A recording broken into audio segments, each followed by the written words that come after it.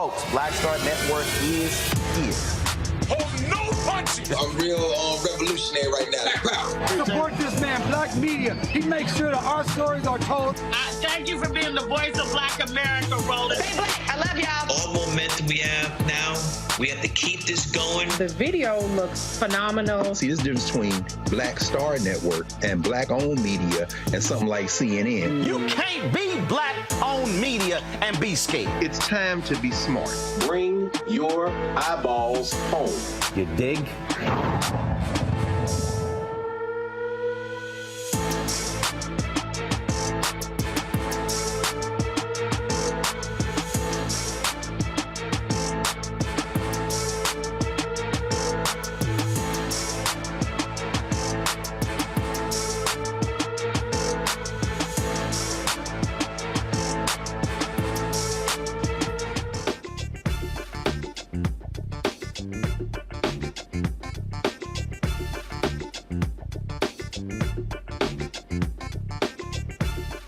Tuesday, October 3rd, 2023, coming up on Roland Martin Unfiltered, streaming live on the Black Star Network. Kevin McCarthy, holla, no longer Speaker of the House, booted out by 8 fellow Republicans. All the Democrats vote against him. We're going to explain to you exactly what happened. Chaos is on the Republican side, and now they've renominated, Congressman Jim Jordan has renominated McCarthy to be Speaker. Then Matt Gaetz gets up and nominates Jim Jordan.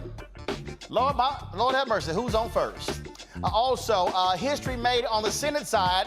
There's a Black woman back in the United States Senate, LaFonza Butler, sworn in today as a new senator from California. We'll show you that as well. Also, folks, a Black family in Decatur, Georgia, or Decatur, Alabama, asking some questions.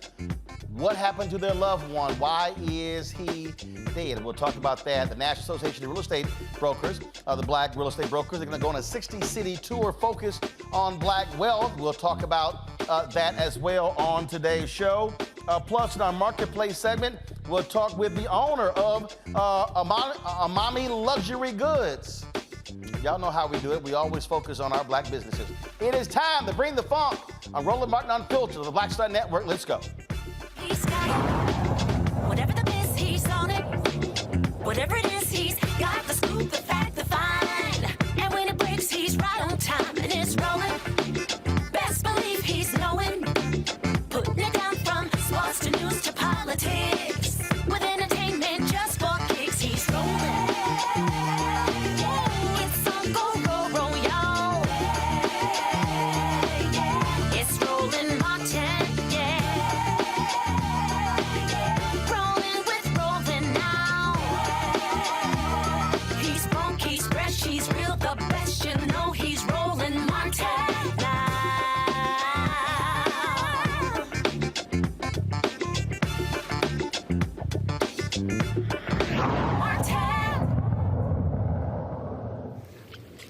On this vote, the yeas are 216, the nays are 210. The resolution is adopted. Without objection, the motion to reconsider is laid on the table. The office of Speaker of the House of the United States House of Representatives is hereby declared vacant.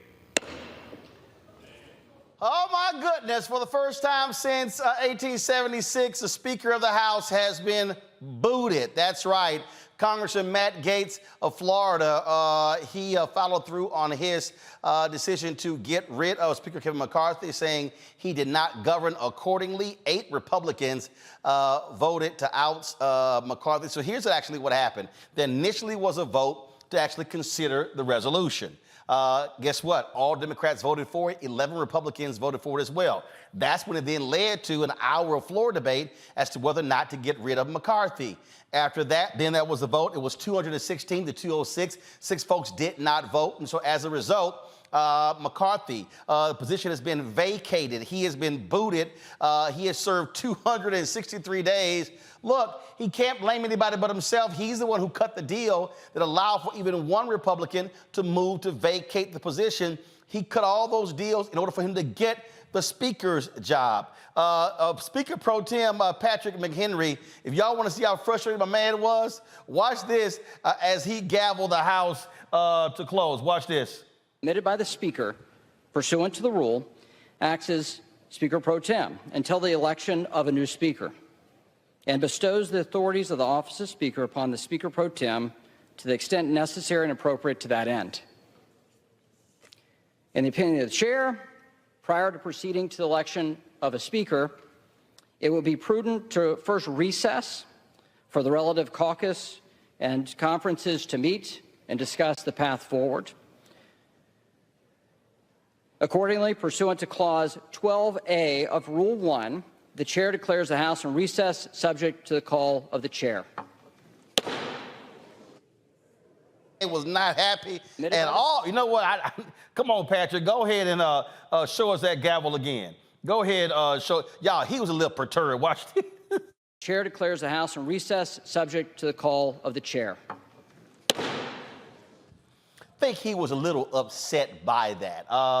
Again, look, Democrat Minority Leader Hakeem Jeffries, he made it perfectly clear that they were not going to just stand there and play any of these little silly games with Republicans.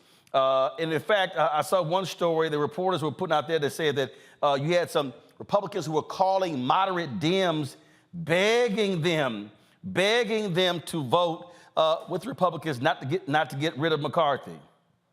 Why?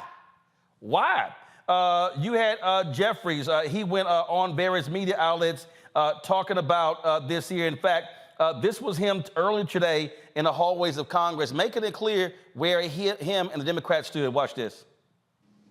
This is a serious, solemn, and sober moment.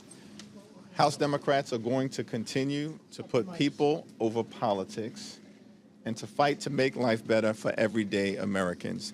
From the very beginning, that has been our objective, and it will continue to be our sole focus, delivering for the American people. We encourage our Republican colleagues who claim to be more traditional to break from the extremists.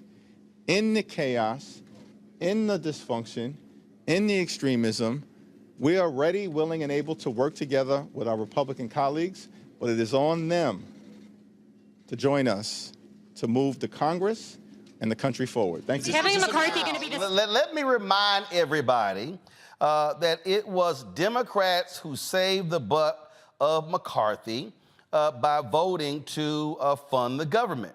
His Republicans, they failed on that. And what did McCarthy then do? McCarthy then decided the next day to go on Face the Nation with Margaret Brennan and actually trash the Democrats. Watch this. Were you confident we wouldn't shut down? I was confident I could get something on the floor to make sure the option that we would not. But that you our weren't sure military. it was going to pass. Well, I wasn't sure it was going to pass. You want to know why? Because the Democrats tried to do everything they can not to let it pass. They did Democrats were the ones who voted for this in a larger number than Republicans to keep the continuing resolution alive. Did you watch the floor yesterday? Oh, yes. Okay, 90 Republicans voted against it. Okay, so let's walk through what actually happened. First of all, the Democrats stood up and did dilatory actions, asked to adjourn. So was that supporting to adjourn? Then they used the magic minute. They went as far as pulling the fire alarm, not to try to get the bill to come up. Look, Democrats stick together, but they did not want the bill. They did not. They were willing to let government shut down for our military not to be paid. No, I wasn't. We're going to make sure we keep it open while we finish the job we're supposed to do. Well, guess what? Today, this morning, in the Democratic caucus, when they played that video, they were like, you know what? We don't give a damn about Kevin McCarthy. I keep trying to explain to people that you can't sit here and trash the very folk who literally are saving your behind. These are the people who saved his butt. He could not get anything done. He couldn't get anything done by his own party. So therefore, he had to depend on Democrats to get it done. So what does he then do? He decides to go on national television trashed the Democrats, and they were like, "No, player, we good with that." So, you know what? What did Dion say? Dion said, "Give me my theme music." This is what it sounded like to the Democrats right here. This is what it sounded like. Get a whoop that trick. Get a whoop that trick. Get a whoop that trick. Get a whoop that trick. Get a whoop that trick. Get a whoop. That's what it sounded like right there. All right, let me bring in my panel. Mustafa Santiago Ali, former senior advisor for environmental justice at the EPA out of D.C. Joe Richardson, civil rights attorney out of L.A. Randy Bryant, DEI disruptor out of D.C. Hey, Mustafa, if you need me to save your ass, don't talk about me like a dog, or guess what? We're going to whoop that trick. And that trick right now is Kevin McCarthy. Yeah, he definitely got pimped out. I mean, it's amazing. They went and got the baby powder on his ass. They slapped the hell out of him, but my auntie said if you play with the devil, eventually you're going to get burned. And that's exactly what happened to him. I mean, he created this situation, as you shared with folks. You know, the reality is there's nothing anyone in this country can do where 1,000% of people are going to be in support of. So for you to give the power to individuals that if just one person wants to get rid of you, then they have the ability to at least bring that up, shows that you're not very intelligent as a leader or as a speaker of the House. That's just dumb to begin with.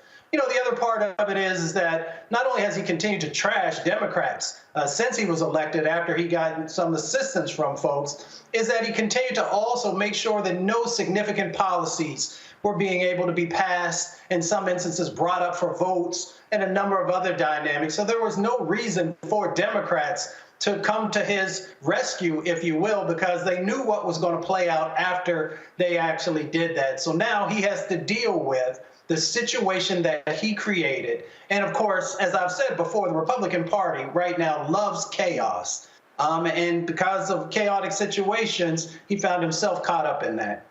Oh my God, he found himself caught up in that. And Randy, the one that got me was again for the Republicans calling the Democrats.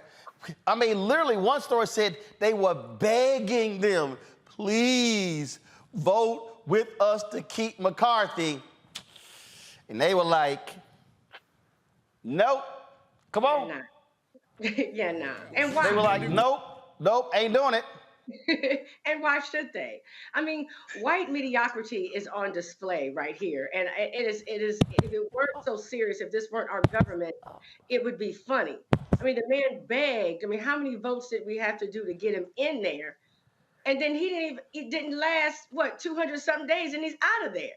And what's even crazier is that the person, Gates, who put up, that first started to kick him out, he's a fraud too. Haven't we found out that he's lied about half of his resume? I mean, the level of hot mess is just burning hot. It's lava hot with the Republicans right now. I love it. And again, matter of fact, I saw this tweet from Ari Fleischer where, let me see if I can find it. Hold on. I got it, y'all. I saw this tweet, and he literally was trying to blame Democrats for what happened. And I was like, Ari, matter of fact, here's the tweet right here. Unbelievable. The Democrats, with the help of Matt Gaetz and a handful of GOP members, just ousted the Republican Speaker of the House. What a mess. This is so foolish. Why would anyone want to be Speaker of the House? That's literally them trying to blame Democrats, Joe. And the Democrats, they like, nope, we ain't doing it. No. The Democrats saying, ain't gonna happen. Or as one of the reverends would say that decided to grace us with a record, hell to the no. So the first thing I do is give a lot of credit to Hakeem Jeffries. The Democrats who disagree all the time stayed on the same page. Nancy Pelosi the other day said, you want to know what we ought to do? Follow the leader. What I love about Jeffries is Jeffries doesn't yell and scream. He doesn't whoop, and he doesn't hoop and holler. But he's focused, he's direct, and he's saying the same thing that he said the last 9 months, okay? So they're staying in place. They've done what it is that they needed to do. Meanwhile, back at the ranch, Kevin McCarthy cannot be taken at his word. So why would you save him when at the end of the day, even if you save him, that doesn't keep Matt Gaetz from continuing to bring that motion, because Kevin McCarthy gave him the power to do it in the first place. But see, Kevin McCarthy never wanted to legislate. He wanted to be in power. That's why he would sell his soul to do it, including giving an opportunity to vote on removing him by just one person, which is fundamentally unstable. Yep. So that those that want to just burn the world, as bad as Republicans are, most of them didn't want to get rid of Kevin McCarthy. Okay? They have some problems. We all know there's some infighting. But there's 10 or 12 of them that wanted to get rid of McCarthy. Matt Gaetz, frankly, probably wants to change the discussion. I think there's a little bit more personal going on there because of the investigation. We can talk about some other time. Well, but there's a lot going on there. But I'm glad that Jeffries stayed, Jeffries, my friend Pete Aguilar, et cetera. And so now they're in a situation of their own making, and they got to figure out how to get out of it. Well, again, they keep trying to sit here and blame the Democrats. No. There's no saying. No. There it is. There it is. Hell to the no. Y'all can sit here and blame everybody else for y'all problems, but Bishop Bullwinkle said, To the no. Yes. There it is. To the no. To the no. Y'all can't do that. I gotta go to the break. We come back. Congresswoman Sheila Jackson Lee will join us. House Republicans in total disarray, and y'all said y'all want to lead the country. I'll be back on Roland Martin Unfiltered on the Black Star Network.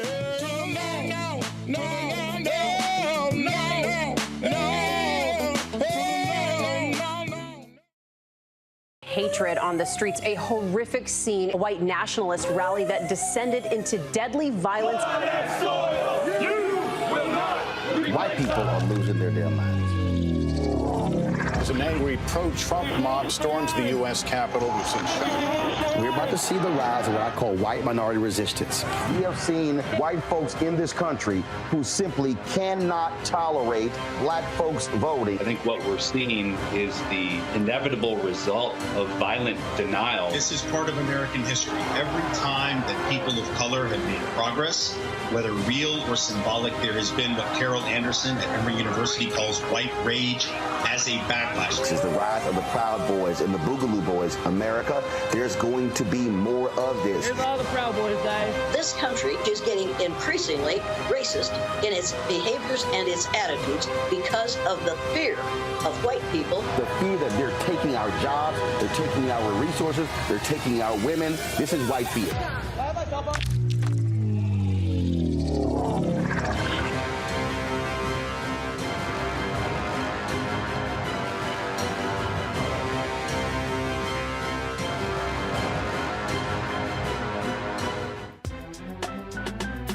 I'm Faraji Muhammad, live from LA.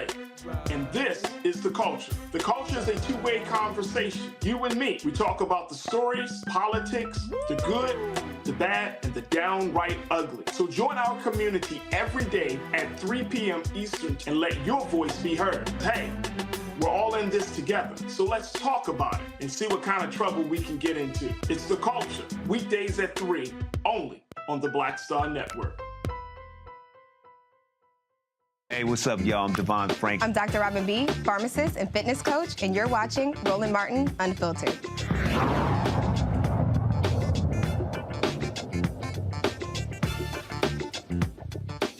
All right, folks, welcome back to Roland Martin Unfiltered right here in the Black Star Network. Joining us right now, Congresswoman Sheila Jackson Lee of Houston, Texas. Congresswoman, glad to have you here. I just find it amazing to listen to Republicans like Ari Fleischer, to listen to so many others, literally blame Democrats for what happened today when, correct me if I'm wrong, Speaker was Nancy Pelosi was Speaker. There was even a slimmer margin of Democrats, yet she was able to get things done. This is all on them. You know, historically, Roland, and thank you so much for having me, this is a sad day in the history of the United States of America, and it is a day that shows a complete collapse of the Republican leadership, the Republican conference, and their ability to govern or to lead, or really to think about others other than themselves, to really think about the entire body politic of America.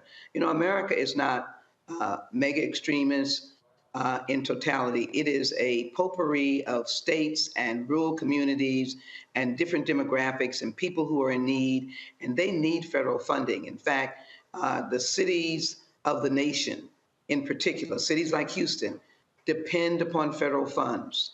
Sometimes the federal funds are even in their general funds to help them operate, because cities are where people are in need and where basic services are used to keep, in essence, the country going. So why are they in the midst of this debacle that could have been avoided by having unity in their own conference? We did nothing but express our support for Hakeem Jeffries to be the next speaker. I remember yesterday, Speaker McCarthy saying he wasn't going to ask Democrats for anything. Maybe there would have been something like shared power, but he wasn't going to ask. And I'm told in politics, in parenting, you have to ask. And he did not ask. And so we stayed unified. We had a caucus this morning, and the caucus decided uniformly that they would not get in the middle of Republican politics. What we wanted to do is to be the adults ready to help move appropriations that were realistic, that the Senate would take to avoid a shutdown in 45 days. That's the work we want to do. Speaker Kevin McCarthy, go to my iPad. Speaker Kevin McCarthy, he posted this tweet 22 hours ago called "Bring It On." This is how Gabrielle Union responded. The meme from her movie, Bring It On. And again, this was a guy who was arrogant in that where he, as you said, he said, "I'm not working with Democrats." Yet Saturday, if it wasn't for Democrats, the government would be shut down. And I have to remind people, because I think a lot of people forget this, he was the Speaker of the House. That's the whole House. Yes, he was Republican, but you're the Speaker of the entire House. The Constitution even says that to be Speaker of the House, it doesn't require you to even be a member of Congress. Literally anybody in the country can be Speaker of the House. He seemed to have forgotten that, and he got shanked by his own people.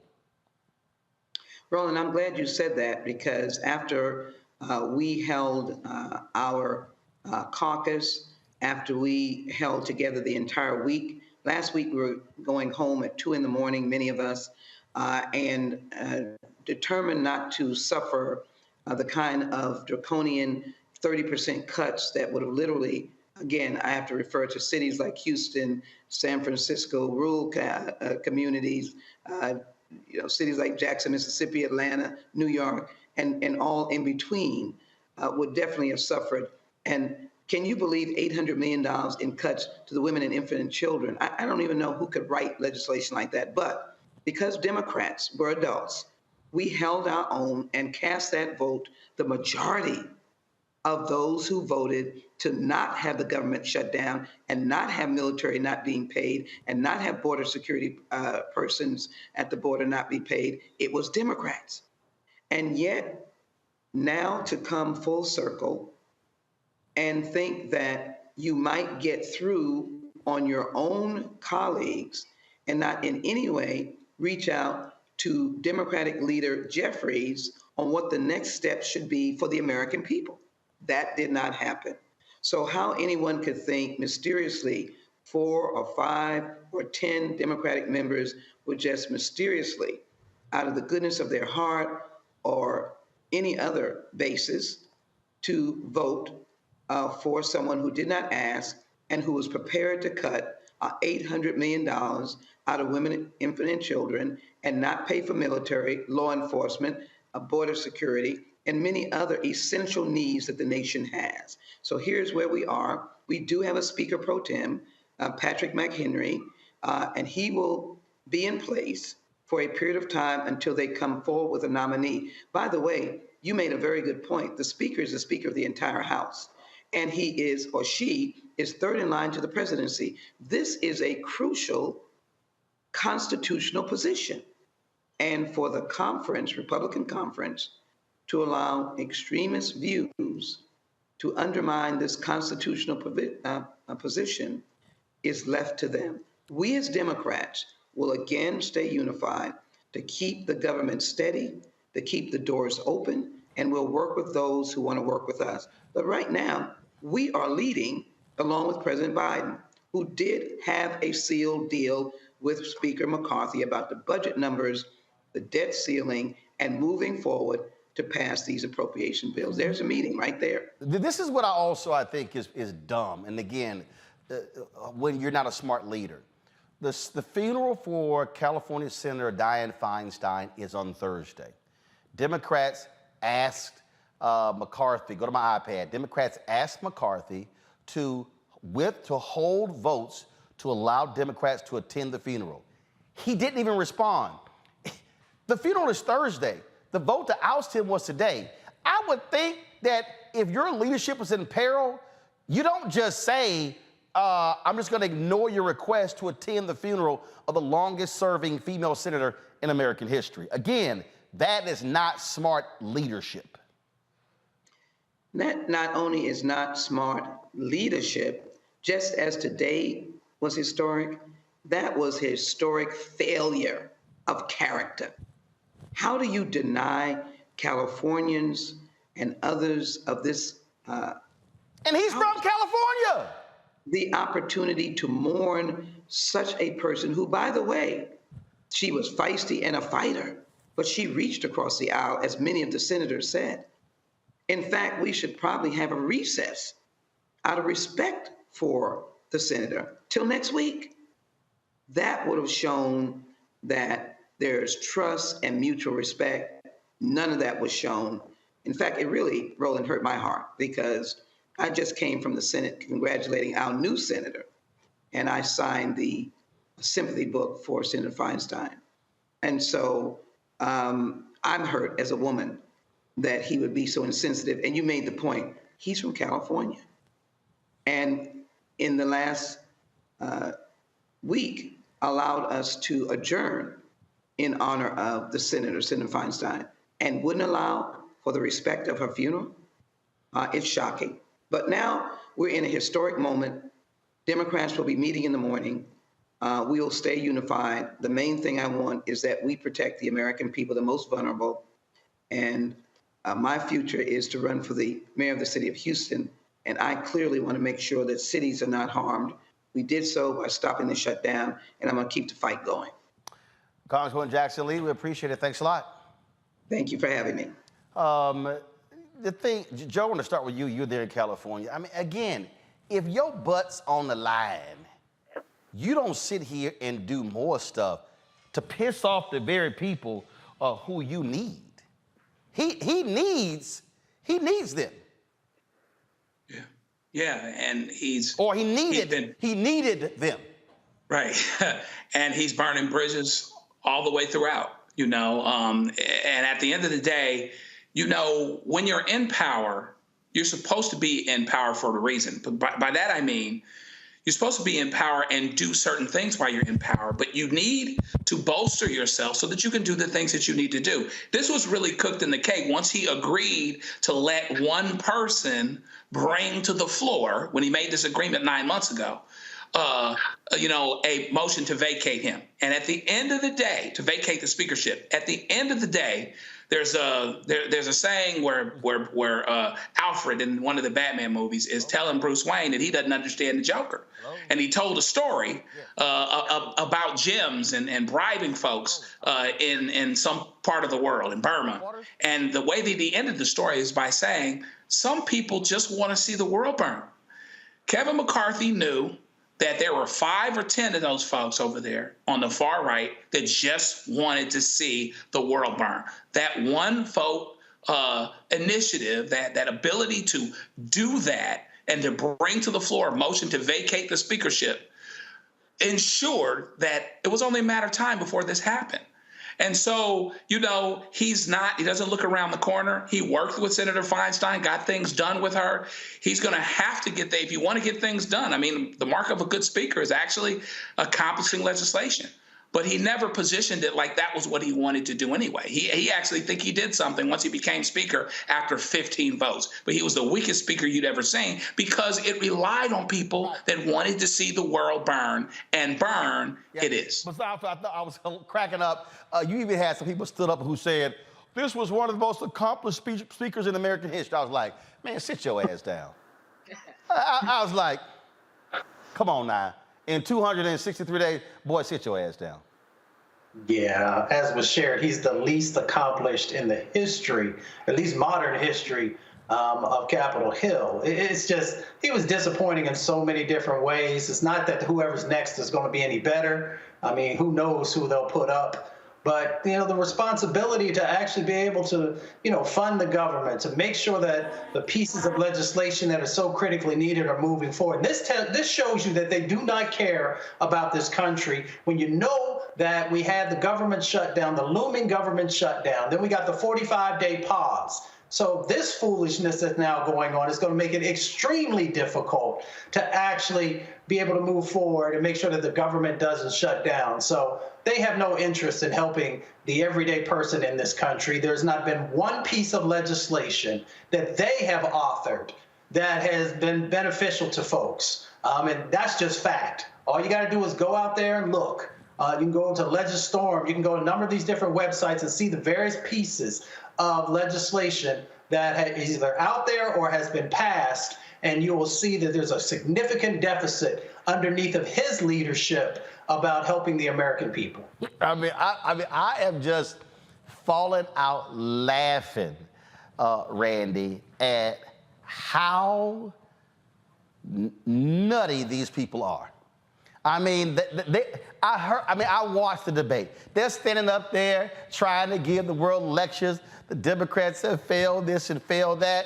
Dog, y'all got the majority. You can't even keep your own people together, and you let a pissant like Matt Gaetz bring you down. That's what you get for basically giving everything away.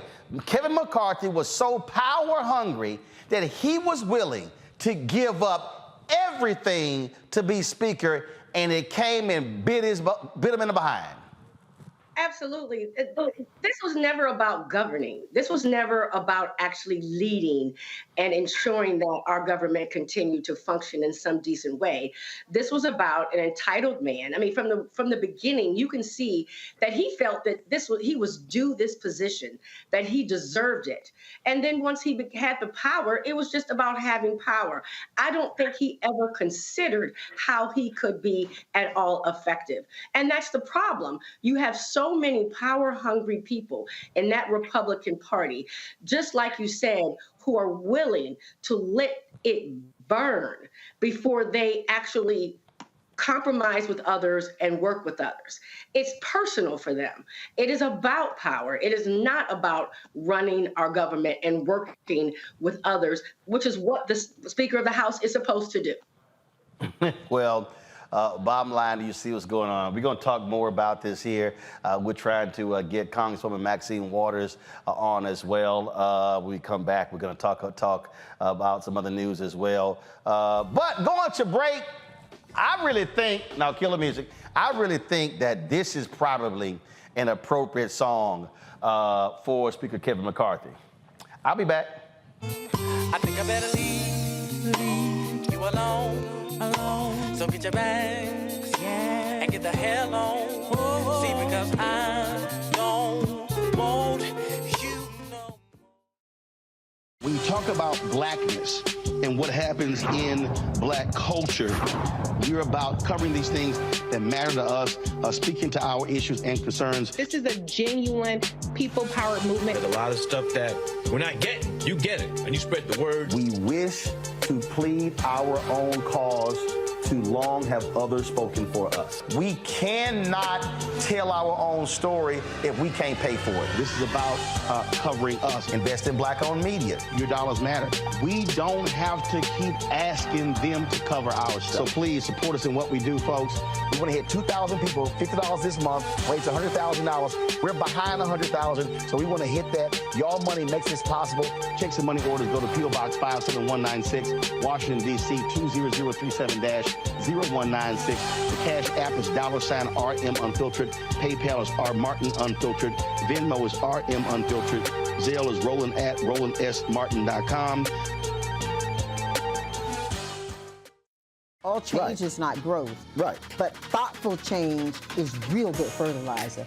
And that's what has been so beneficial to us. But you also were not afraid of the pivot. Well, and I'm a black woman in business. Come on, I don't care how I dress up. I don't care who I'm speaking with. I don't care what part of the world I am in. I still am a black woman in business. Being afraid of the pivot, being fearful of change is not what got me here. Respectful of change. Respectful of pivot, yeah. Fearful? No, no.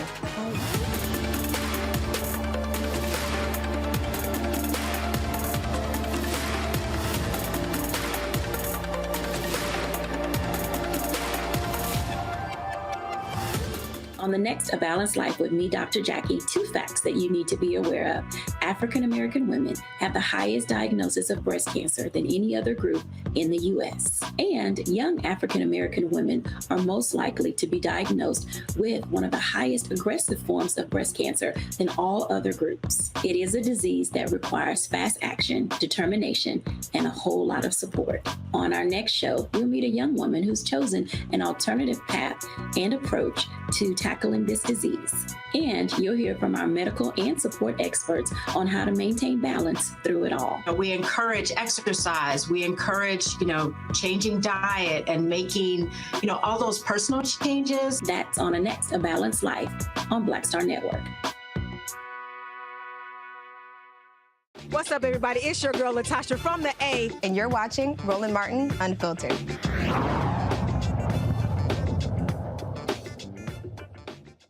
Matter of fact, I think you better call Tyrone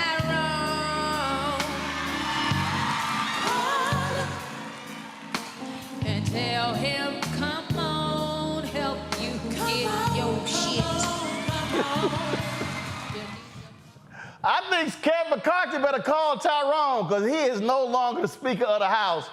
Joining us right now from California is Congresswoman Maxine Waters. Congresswoman, it was utterly hilarious, again, watching today and seeing these stories and tweets of Republicans begging Democrats to save them from their own crazies in their own caucus. Roland Martin, first of all, thank you again for being right on top of it. You're absolutely right. It was an unusual story that unfolded today. Historical, certainly, but not the kind of history that you would be proud of.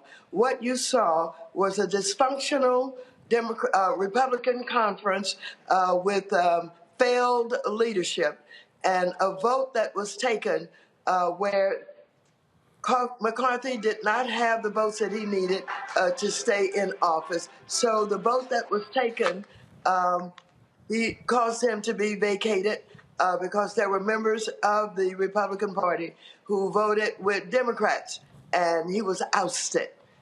It was unusual, but we knew that something like this was going to happen. Roland, if you remember, when he was elected Speaker, it was 15 roll calls before he was able to put the votes together. And because he did not have the kind of support, he ended up cutting a deal with the devil, Marjorie Taylor Greene. And she's one of the Trumpers who, cooperated with the other Trumpers to vacate the Speaker's seat. You know what? I listen. I'm always listening to what people say, and They criticize President Joe Biden for his age. They rip apart Vice President Kamala Harris and they say she doesn't know what she's doing. They trash Congressman Hakeem Jeffries. But it seems to me like the people who are running things accordingly and who aren't operating with dysfunction are President Joe Biden, Vice President Kamala Harris, and House Minority Leader Hakeem Jeffries and the whole Democratic caucus. Well, let me tell you, we have a united Democratic caucus under a fabulous leadership with Hakeem Jeffries. Hakeem Jeffries and President Biden work very closely together. They've been able to have some tremendous successes. They are showing this country what real leadership is like. And unfortunately, the Republicans, as you just said, are in disarray. It's chaotic. They don't know how to lead. And it has brought us to this point today where they've vacated the chair of their speaker and they don't know where they're going. They don't know who their next speaker is going to be. And so we're in for some uncertainty over the next days as we approach getting this House together and moving forward to get a budget. We're doing a temporary budget at this time. And so we don't know where all of this is going. We're going to work very hard to try to get the Republicans to understand that the people of this country are depending on government to do its job, depending on government to take care of the people's business. And so we're going to try and encourage them. We'll try and work with them in every way that we can, but they've got to get their act together. You know what?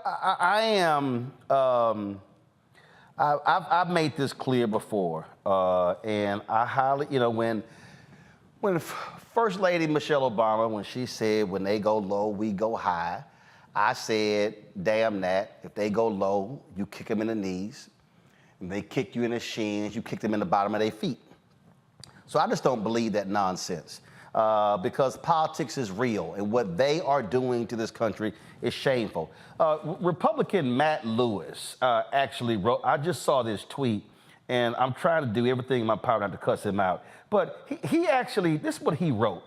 Democrats blew, go to my iPad, Democrats blew a huge political win by not saving Kevin McCarthy as House Speaker. Congresswoman, here's what gets on my nerves. I'm sick and tired of people wanting Democrats to play by the rules, play nice, and save other folk when they lose their mind. No, they wanted to be in charge.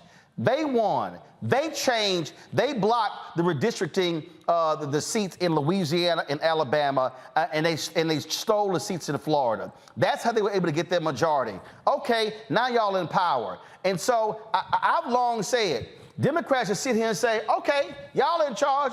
We gonna sit here, to your point, in unity. We gonna see what y'all gonna do since y'all in charge. I'm tired of these folk who don't want to hold their own accountable, but then want to say to Democrats, y'all should have saved America, should have done this for the American people. When that man, Kevin McCarthy, went on Face the Nation on Sunday and blamed y'all for the debt problem when y'all saved his ass 24 hours earlier. That's right. He absolutely did that. He lied to the American people and tried to deny the fact that the Democrats were responsible for getting a continuing resolution to keep the government from shutting down. It was absolutely awful the way that he misled the people about what had happened. It was despicable. And so that's the kind of leadership that they have been providing, or lack of leadership that they've been involved with. And so now, he was removed from the speakership. His position was vacated, and we don't know where it's going. We don't know who they're going to choose. Maybe they're waiting on Trump to tell them. Trump has been leading them, and he's leading them right down the drain as he did today. And again, first of all, now they got to figure out who they're going to pick. Is it going to be somebody who's sane? Is it going to be one of their crazies? And you know what? If they did that thing to McCarthy, they're going to cut the same crazy deal with whoever is next. They have to own their dysfunction. You're right, and we don't know. Maybe the craziest will pick Marjorie Taylor Greene.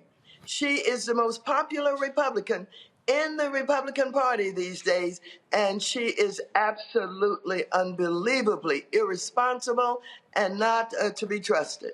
Indeed. Congresswoman Maxine Waters, we appreciate it. Keep up the good fight. Thank you so very much. And thank you so very much. I appreciate your help, your assistance that you provided over the weekend, and I thank you for being so generous with your time. Thank you so very much. Thanks so much. I appreciate it. I'm going to go back to my panel here. This piece by Matt Lewis, Randy, really does piss me off because he writes in here, he goes, they could have been leaders who rose above culture, war, partisan rancor, and put the country first. Instead, they voted for chaos and craziness. See, I'm tired. See, this is the bullshit that always happens. Republicans act a fool, then they want to come by, Democrats, y'all should have done this. You must do the right thing. They get to do whatever they want to do. They get to blow everything up, but then they want Democrats to piece it all together. No, I'm a firm believer, but this is what Democrats sit there and go, let me know when y'all done. I'm just stand back here and watch you fools drown. No, I ain't throwing you no life raft. I ain't calling the Coast Guard. I'm going to stand here and watch your ass drown since you wanted to hop in that damn water.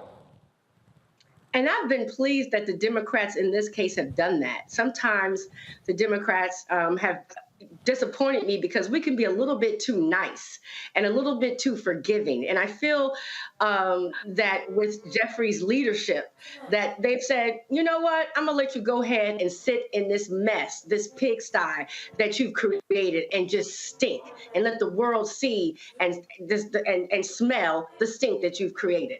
I'm really happy with the stance that they've taken right now. But I'm not at all shocked that the Republicans expected us to save them. They've always done that, and they've always pointed the blame at everyone else but themselves. Mustafa? Oh, you know, they talk about karma, right? So when you do dirt gonna come back and get you eventually, and you see this playing out now. When he says in that article that Democrats had the opportunity to rise to the occasion, then why haven't Republicans actually moved forward on any significant police reform pieces of legislation that have been introduced? Why haven't they done anything to actually expand the sets of needs that exist around the climate crisis? And we know our most vulnerable communities are the ones who continue to get hit first and worse. You know, why haven't they done anything about immigration? We can go down the list of things that they had the opportunity to actually do something to help people, and they chose not to. So if Democrats in this moment decide not to help them, then that is just karma coming back around because you refuse to do anything to help the most vulnerable in our country. Joe, this is the BS in this Matt Lewis piece. And Matt Lewis is a conservative, okay? So this is his party. This is what he said. It would be understandable if Democrats decided to remain neutral on Tuesday by voting present, reasoning that it is a Republican civil war, but they didn't. Instead, by voting no on the procedural motion to table Representative Matt Gaetz's motion, and then voting yes on his motion to vacate the office of Speaker, Democrats effectively voted for Gaetz.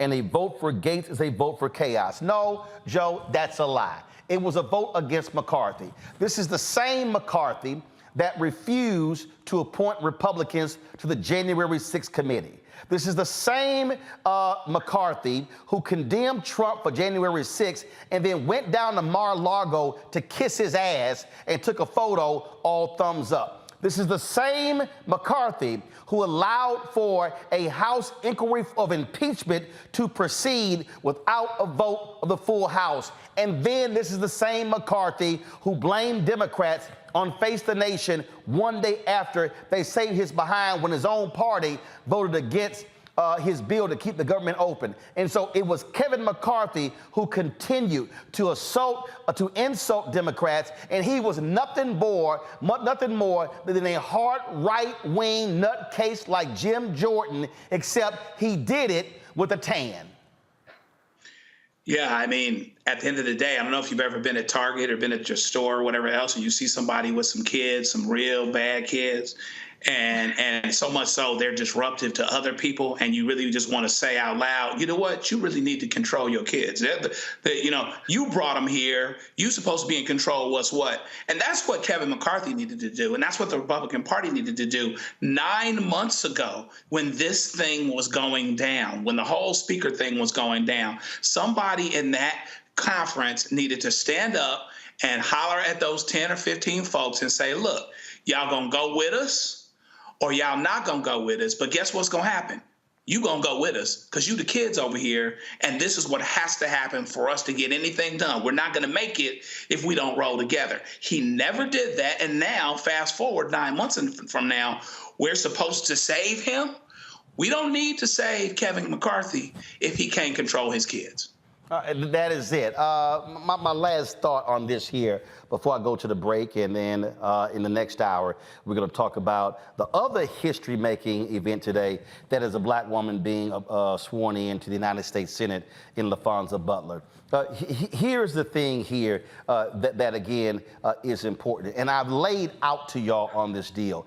This is not a question, because I've never self-identified as a Republican or a Democrat.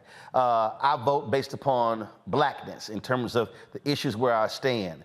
What we are looking at right now is a fascist party.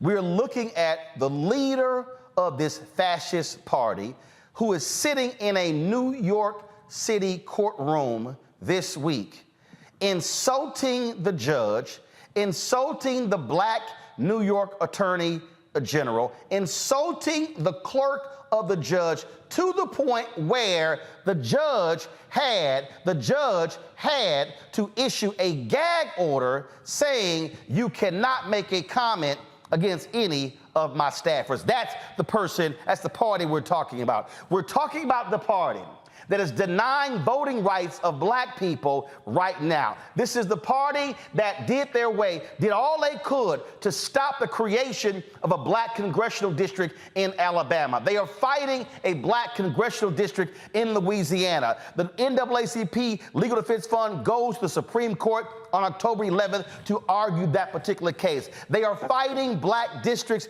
in Florida right now. They are fighting against DEI at every turn. They are trying to defund the Pentagon, and the Secretary of Defense wanting to reduce his salary to $1 because they say he is believing in DEI. Senator Tommy Tuberville voted against the brother who was named head of the Joint Chiefs of Staff, saying because he wants to bring critical race theory and DEI into the military. These are the folks who are against the Fearless Fund, trying to provide venture capital money to black businesses, black female businesses who are being ignored everywhere across this country. They sued affirmative action. It came to affirmative action in colleges. Even when the Supreme Court allowed affirmative action to continue in the military academies, now they are suing that. They're targeting law firms. They're targeting corporate America. They are targeting everything in this country when it comes to blackness. They are sitting here banning the books of Ta-Nehisi Coates and Toni Morrison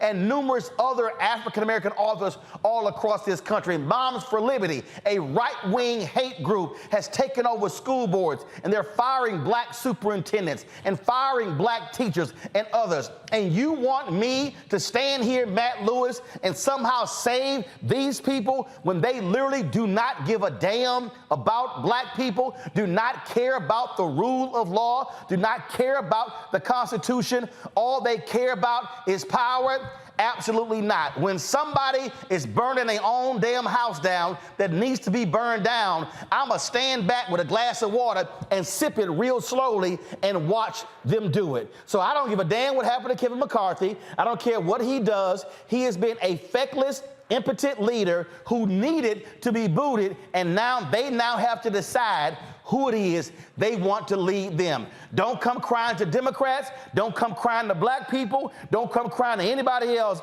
Y'all figure out your own insanity for yourself. And Kevin McCarthy, since you sitting here now chilling, and you might as well change your Twitter handle because it says Speaker McCarthy, your ass is no longer the speaker. I figured we might as well go to break, listen to some Natalie Cole, because that's the situation you in right now. I'll be back. Change your Twitter handle because it says Speaker McCarthy, your ass is no longer the speaker. I figured we might as well go to break, listen to some Natalie Cole, because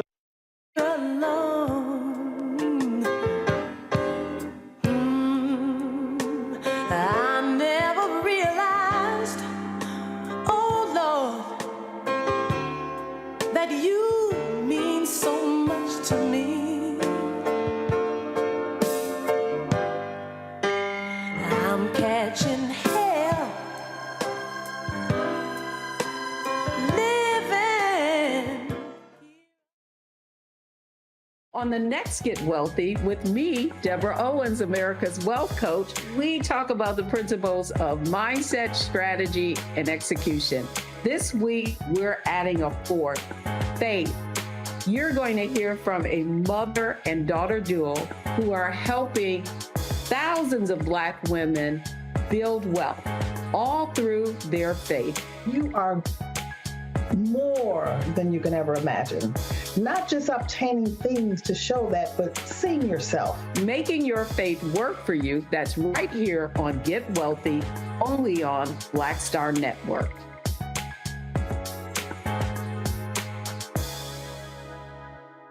Next on the Black Table with me, Greg Carr. An hour of living history with Dr. Richard Mariba Kelsey, thinker, builder, author, and one of the most important and impactful elders in the African American community. He reflects on his full and rich life and shares his incomparable wisdom about our past, present, and future. African genius is saying that my uncle was a genius, my brother was a genius, my neighbor was a genius. I think we ought to drill that in ourselves and move ahead rather than believing that I got it. That's next on the Black Table, here on the Black Star Network.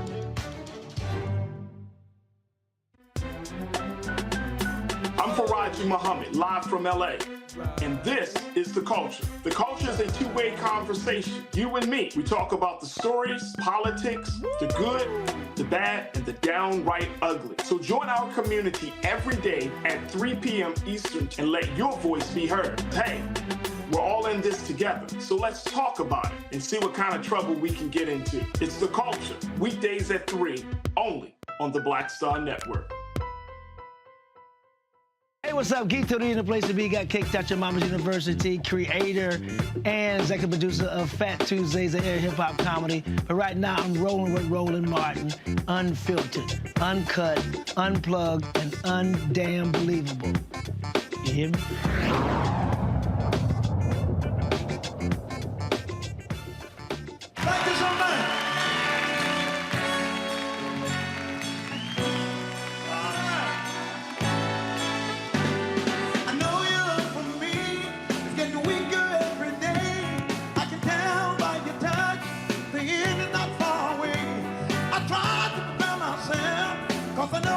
Be long before the little love you have left soon will be gone.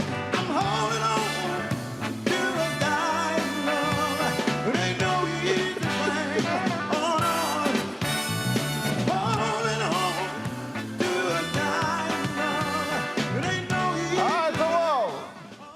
I figure I'll give y'all a little Otis Clay, holding on to a dying love for Kevin McCarthy right there. All right, y'all. The Alabama community wants some answers after police gunned down a Black man in front of his Decatur home, folks. Steve Perkins died.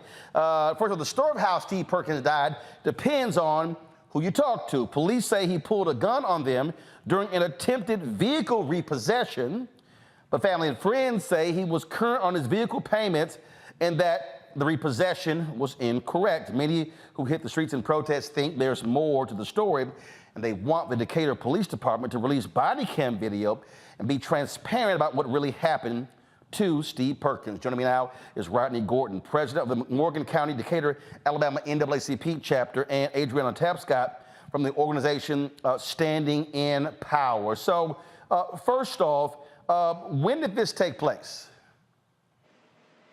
This took place last Saturday around 2 o'clock in the morning. Okay, so 2 o'clock in the morning. So why was he, so give me the circumstances. Where was he stopped? Why was he being stopped? And if it's a car repossession, cops do that? They don't supposed to do it. But it wasn't a stop. He was at home at his residence, and his dog starts to barking. Okay, he goes outside. This man's got his car, trying to hook his car up. Okay, so who is trying to repossess his car? Is it the police or is it a tow truck or like who is it? A tow truck company. You know, the police can't report your car. So that was a tow truck company. Okay, so a tow truck company. So then what happened? I mean, how do we go from his dog barking, a tow truck company is in his driveway, and now he's dead? So he comes outside, and he catches the guy. Yeah, he comes, well, Well, according to the video, he came outside, and then he looked around, and next thing you know, boom, boom, boom, boom, boom. Okay, hold on a second. You say according to the video, what video? Surveillance cameras. Neighbors have cameras, Ring cameras, and we've all, they've been circulating on social media. Okay, so there's surveillance camera video. Have y'all pulled any of that? Okay, all right, so go ahead and roll it, please. So this is from one of the neighbors, and so a little hard to tell here, but so he comes out, a tow truck is trying to take his car. We see him running out right there. Police running out. I'm sorry, so those are the police there. Okay, but this is what I'm still trying to understand. Why are the cops present? Exactly. There you go. There you go. They shouldn't be. I mean, if a car's being repossessed, does the tow company call the cops ahead of time and say, hey, we're going to repossess the car, so I need y'all to be here in case something happens? Now, that's protocol, but that didn't happen. All right? Now, what you saw is the second time they came back. The tow truck driver came back. It happened the first time after he ran him out of his yard. All right? He goes. Go ahead. Listen to me. Listen to me. The first time the guy came to tow the car, he catches him in his yard. Okay? Allegedly, according to their statement. According to the statement. He runs him out the yard, okay? Allegedly. After he runs him out the yard, he comes back with the police. The tow truck driver. Tow truck driver. Now, what you're seeing right here is where the ambush, right here. What you're seeing now is how they hid, how they got in place, and they hid themselves until the truck driver came back to lower him back out the house. And they didn't identify themselves as police officers. Okay, stop. First of all, stop the video, but leave it up. So, is this across the street? Yeah, exactly. Yes, they're hiding out. They hid out behind the house at the neighbor's house. I'm going to the center. I need to pull it up on the center, please. So I'm just trying to understand here. So, okay, so his house is the one that's across the street? Excuse me again? His house is the one. So across the street. Yes, sir. Right, so the cops are standing behind a vehicle that's hiding. Mm-hmm. Hiding is correct. Across the street, right? Yes.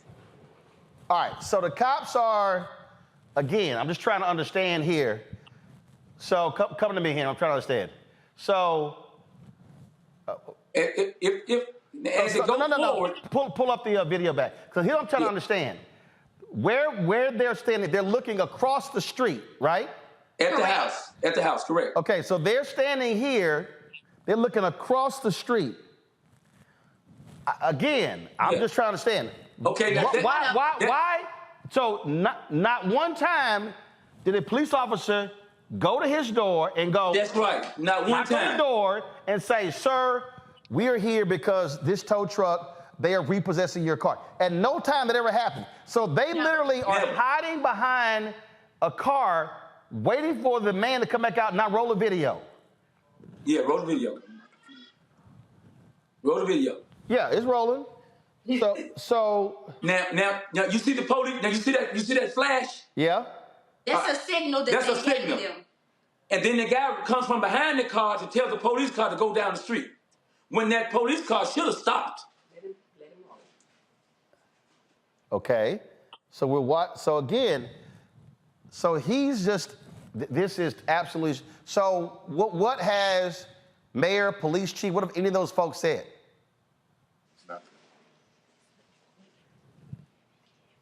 All they say is his ongoing investigation. Now, we're pausing like this because we're being told what to say. Okay, so that's why I don't want you to think that we're slow or anything, but that's why we're doing this. No. Okay? I'm just, first of all, we were just walking through it anyway. But again, there are just some basic common sense things that normally should happen and transpire. Joe Richardson, you're a civil rights attorney. Joe, what I don't understand is if you're a tow truck driver and you first come to the house and then you leave and call the cops, why don't the cops come back and knock on the door and say, sir, this tow truck driver has something to repossess your vehicle? That's right. I don't understand why you hide behind a car, Joe, and then wait for the guy to come out and then you shoot him. That's absolutely right. They're lying in wait. Apparently, it sounds like even when one of the police cars comes down the street, they shoo it away. It's right. like, get away. We're trying to hide.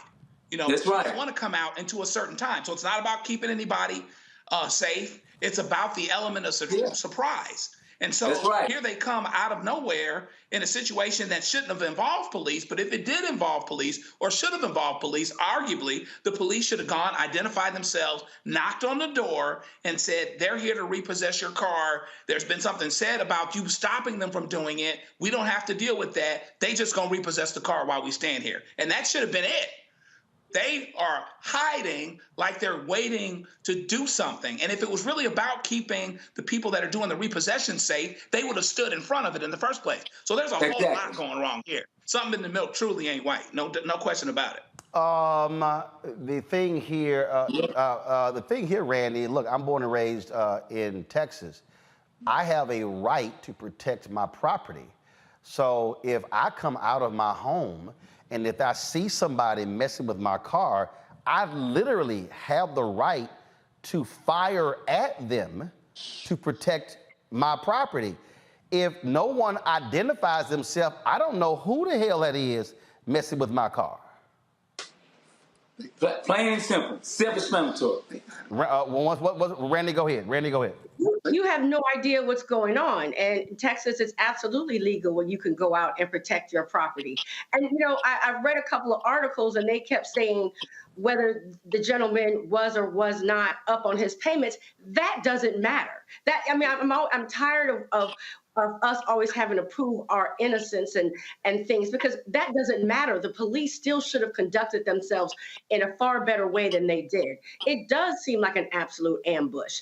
If the tow truck driver did not feel safe and he called the police, they should have been there to help the tow truck driver. But it seemed honestly more like an ambush to me. Just absolutely, there is something wrong there, and just quite sad. Mustafa, again, according to their report, they're saying that Perkins brandished a handgun that was equipped with a light towards an officer with the Decatur Police Department, causing the officer to fire at Perkins. I can tell you this, Mustafa, we know this here. If that body camera footage backed up what they report said, that footage would be out already. Without a doubt. We know some of the statistics, right? So black folks are 3 times more likely to die at the hands of police than white folks are. 859 people have been killed across the country by police so far this year. So we begin to ask the question, well, why are those statistics the way that they are? And when we see these types of things, it begins to answer some of that. Because as has been stated, the police could have very easily went to the door and talked to the gentleman and said, we got a situation here, we need to figure it out. And then because they are supposed to de-escalate situations. By what we see currently on this video, there was no de-escalation. So yes, if the police were in the right, we would have already seen the video. So it will come out, and then the truth will be known. Indeed. Rodney, Adriana, certainly keep us abreast of what happens next in this story. We will. Thank you. Thank you for having us. Thank you so very much. Folks, got to go to break. We come back. We're going to talk about a 60-city tour the Black Realtors are about to go on, focusing on the idea of building Black wealth. You're watching Roland Martin Unfiltered right here on the Black Star Network. Next on The Frequency with me, Dee Barnes, the amazing Drew Dixon. She gives us the details behind the HBO documentary that shed light on the alleged sexual assaults by Russell Simmons. And we're talking about the Netflix documentary, Ladies First, right here on The Frequency on the Black Star Network. On the next A Balanced Life with me, Dr. Jackie, 2 facts that you need to be aware of. African American women have the highest diagnosis of breast cancer than any other group in the U.S. And young African American women are most likely to be diagnosed with one of the highest aggressive forms of breast cancer than all other groups. It is a disease that requires fast action, determination, and a whole lot of support. On our next show, we'll meet a young woman who's chosen an alternative path and approach to tackling this disease. And you'll hear from our medical and support experts on how to maintain balance through it all. We encourage exercise. We encourage, changing diet and making, all those personal changes. That's on the next A Balanced Life on Black Star Network. All change is not growth. Right. But thoughtful change is real good fertilizer. And that's what has been so beneficial to us. But you also were not afraid of the pivot. Well, and I'm a Black woman in business. Come on, I don't care how I dress up. I don't care who I'm speaking with. I don't care what part of the world I am in. I still am a Black woman in business. Being afraid of the pivot, being fearful of change is not what got me here. Respectful of change. Respectful of pivot, yeah. Fearful, no, no.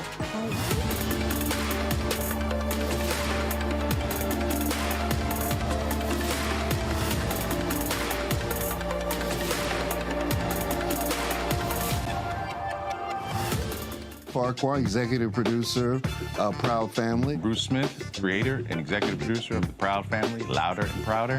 And you're watching Roland Martin Unfiltered.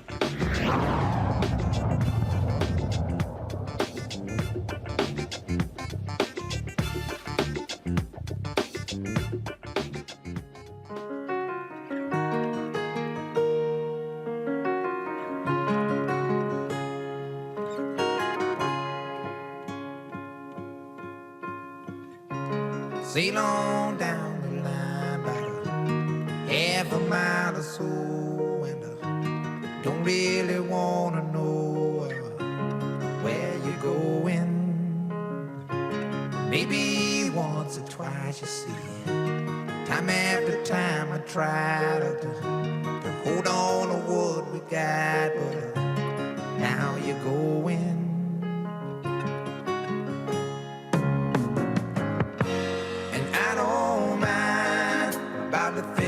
Gonna say, Lord, I gave all my money and my time.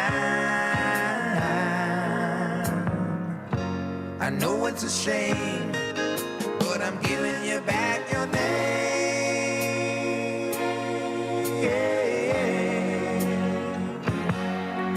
Guess I'll be on my way. I won't be back to stay. I guess I'll move along. I'm looking for a good time.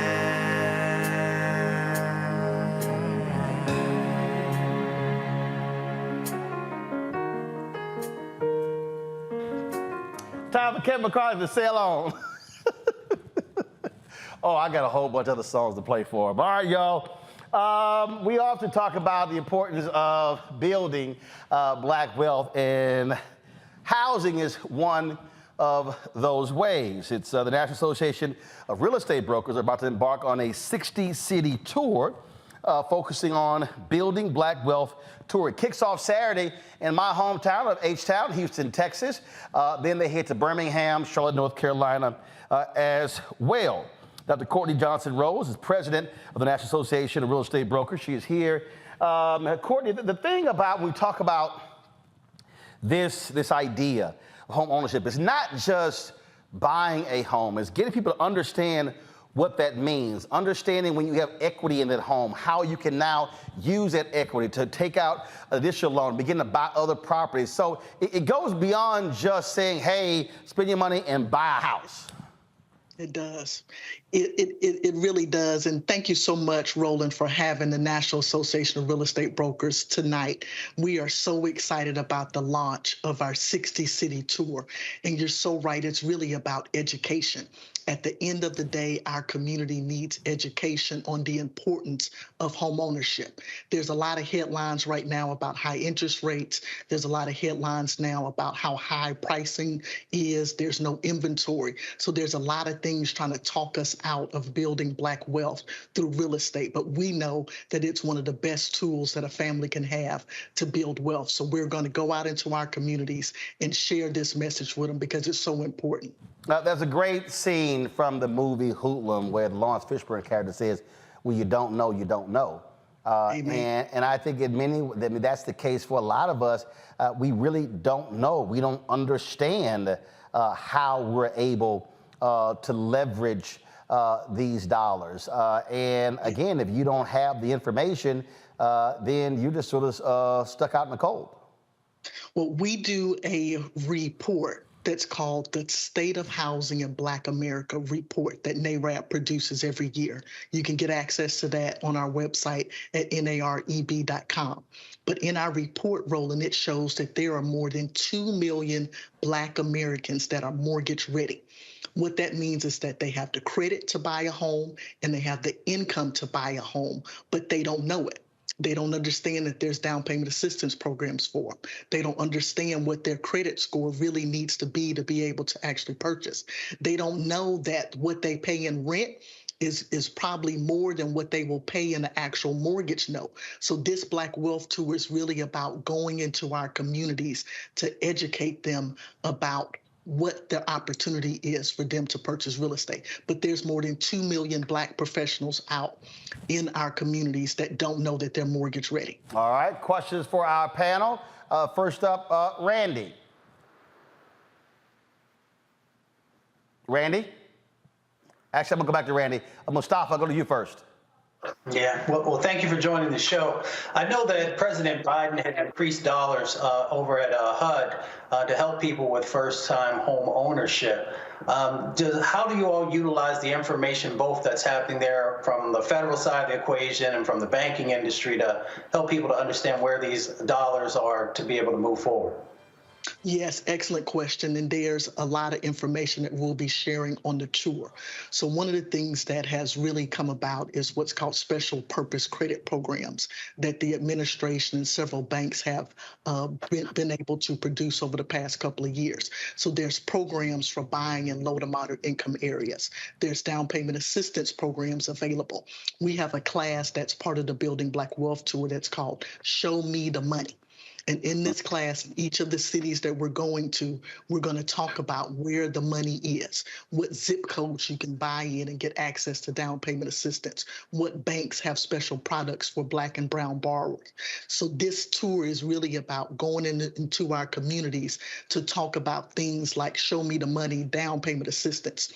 Some of the other classes that we're going to have that we're really excited about is one that we're producing that's called What to Do with Big Mama's House. We realize in our community we're not just not buying homes fast enough, but we're also losing our family homes. We're not passing along real estate in the proper way. So we're excited to partner with the National Bar Association of Black Lawyers that be in partnership with us for this course, but really to talk about what do you do with Big Mama's house? How do you pass it along? How do you work with your cousins? What does that paperwork look like when you want to keep this home in your family, when you want to preserve this wealth that your family built? And when gentrification is happening in our areas, we know that this is going to be a really important course. In the Houston market, we have another course that we're really excited about that's part of the tour that's called Black Men Buy Houses. Two of our members here, the Sheltons in the Houston market, did a program for Black men. last weekend, and they had over 600 Black men show up that were interested in buying homes. So we're going to make this a part of the tour also too, because Black men do want to buy houses. They talked about, before you get married as a Black man, you should have a home. And how do you do that? What's the steps? How do you get your credit ready? How do you get the down payment money? So we're going to walk through that. So we're really excited about the tour and the content that we have. We're going to do ABCs of home buying. We have another course that we're very excited about too, called Careers in Real Estate. There's not enough of our young African-American professionals getting involved in the real estate industry. And they just think about real estate just as sales. They think about brokers, they think about agents, but they're not thinking about appraisers. They're not thinking about real estate development. They're not thinking about property management. Every building that you see, every high-rise that you see has a property manager. That's big business, and we need to be exposing our young people to opportunities to be involved in one of the best industries that there is, which is real estate. Randy. I'm just so impressed with what you're doing right now. My mother dropped me off to the Alpha Omega School of Real Estate when I was 18 years old. I love it. I love when I was home from break on college, because she felt that having the knowledge about what home ownership could do was so important. Yes. I was wondering, is after people take the courses, will there be mentors that can hide? Because I find that within our community, there's just fear, fear to even walk in a bank and apply for a loan, fear to go out and look. And so even when we have the knowledge, we're still fearful. Yes, the one thing that I'm so glad that you mentioned that, because fear is a big issue in our community. We have been rejected so many times. We are fearful of what does it mean and the responsibility of home ownership, because in many times, no one in our family has ever owned a home. I'm a real estate broker here in Houston. One of my most successful real estate transactions in the past 20 years was a 65-year-old woman who bought her first home. And she said the reason why she wanted to buy it was that her family can have a Thanksgiving dinner that wasn't in an apartment complex. She said her whole life, her family, her children, her grandchildren, everything was done, Christmas, Thanksgiving, in apartment communities. So we have fear in our community because no one has ever done it. The big thing that we use to get over that fear is our members. We are not realtors, we are realtists. When our association was founded in 1947, it was founded before African Americans could become realtors. So we started our own organization called the Realtist Association of the National Association of Real Estate Brokers. And our members have a special charge to help the African American community. So we're very focused on building Black home ownership. So we are the mentors. If someone comes to this tour and they are not able to get pre-approved, one of our members will walk with them through the process until they can purchase a home. So we provide the hand-holding, the mentorship, that special one-on-one care that we know that our community needs to bring them to home ownership. Our members are trained for that. That's what we do. That's why we joined this association, because our special charge to help the Black community increase Black wealth. Joe? Absolutely impressed with what you're doing, and have a connection, because my wife's grandfather, Judson Robinson, was the first Black realtor in Houston, and our cousin Judson runs Hall right now as we speak. So shout out, you already know what it is. So tell me about the next tier. How do you guys connect with legislation potentially? Are there certain things that you advocate for so that perhaps that next tier, I love how you're preparing some folks that need to be walked through, but maybe some of the next folks, what are some of the things that are out there that you would think legislatively will allow even more people, maybe people that don't have a lot of bills, but they pay rent, so they may not have high credit scores because they don't buy a lot. What are some of the things that you would look for? You had a wish list to make existent to allow more people to buy. Yes, thank you for that question. Judson Robinson was the founder of our Houston Black Real Estate Association, our local chapter of NARAP here in Houston. So just a legend. So you're so right that this is a multi three-pronged approach that we have to do. We have to educate our community, motivate them to homeownership, but we also have to advocate for them at the same time for the programs, for the regulations, for the policies that will help increase Black homeownership. So we produce the State of Housing in Black America report every year. And out of that report comes our legislative or policy issues. I'll give a couple of examples. Last year, one of the things that we really promoted was how student loan debt is calculated. So UNCF says the average Black student graduates from college with $44,000 worth of debt. Well, if that $45,000 worth of debt hurts you when it's time to buy a home because of debt-to-income ratio, we know that if we're able to affect policy on how student loan debt is calculated in mortgages, we know that that will help increase Black home ownership for young professionals. So we advocate for things of that nature. We have 2 reports that we do that with, the State of Housing in Black America and our WIRE report, which is Women Investing in Real Estate, that looks at the landscape for purchasing home for African-American women. Interesting stat that came out of our WIRE report that we're really focused on is that Black women are 3 times more likely to receive a subprime loan. So something's happening in our communities where Black women are being targeted on subprime lenders. So there's an education that is needed there, but there's also a policy issue there that we are being targeted. These things are in our communities, these lenders are in our communities, and they're not regulated, and they're affecting how we purchase real estate and the type of products that we are being marketed. So just note that through our State of Housing Black America report, our WIRE report, both of those give us our policy positions that we work with on a day-to-day basis to continue to advocate for Black home ownership. All right, where do folks go to find out if the tour is coming to their city? Yes, sir. So the tour is up to 66 cities now. You can go to www.narabblackwealthtour.com, narabblackwealthtour.com. And Roland, I just want to thank you. You came, sir, to our 75th annual conference. You were our opening ceremony speaker for NARAB. You've come several times before, but this was a special time for us because it was our 75th anniversary. Our past presidents chose you as our opening speaker, and you tore the roof off of NARAB. We will never be the same because you came. So we thank you for always showing up for NARAB. We thank you for this opportunity, and we're excited about building Black wealth in our communities, but we appreciate you for the voice that you have in our community also, too. I appreciate it. Thank you so very much. Thank you for having us. All right, and I think I'll take my people. I think hopefully they sent me the video. So if they did, we can restream that. So we'll find out. That would be awesome. Yeah, we'll find out. Powerful message. Powerful message. All right, we'll find out. Cool. Thank you again. Thanks a lot. We really appreciate you. Appreciate it. Thanks a lot. All right, folks, got to go to break. We come back. History made in the United States Senate today, overshadowed by the craziness in the House. We will tell you and show you what happened with the newest Black woman, United States Senator.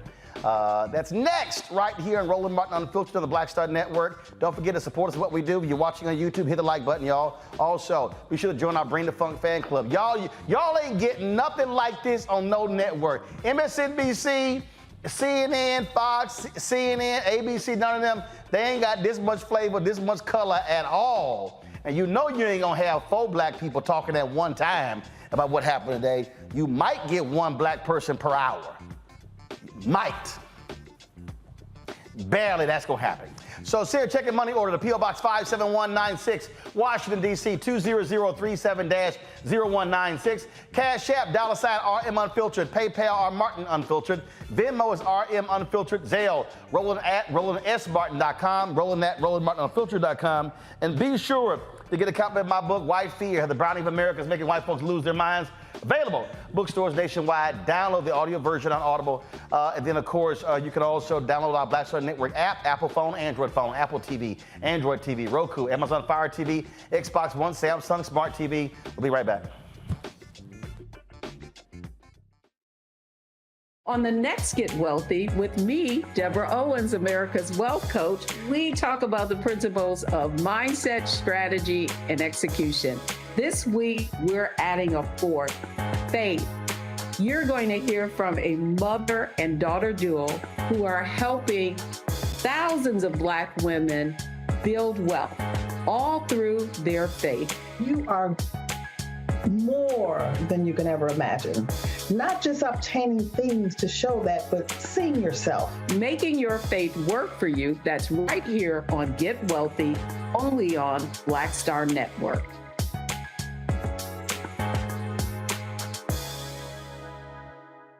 Hatred on the streets, a horrific scene, a white nationalist rally that descended into deadly violence. White people are losing their damn minds. As an angry pro-Trump mob storms the U.S. Capitol, we've seen shooting. We're about to see the rise of what I call white minority resistance.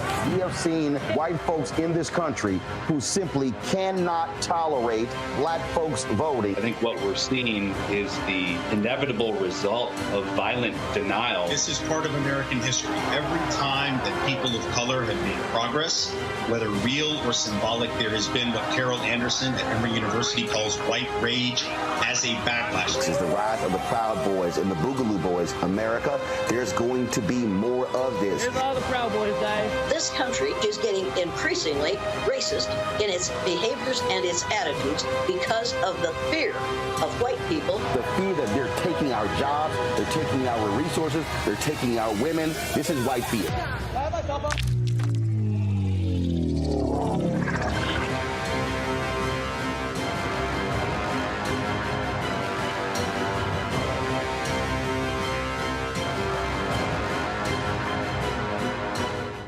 Hi, everybody. I'm Kim Coles. Hey, I'm Donnie Simpson. Yo, it's your man Dion Cole from Blackish, and you watch Roland Martin, Unfiltered.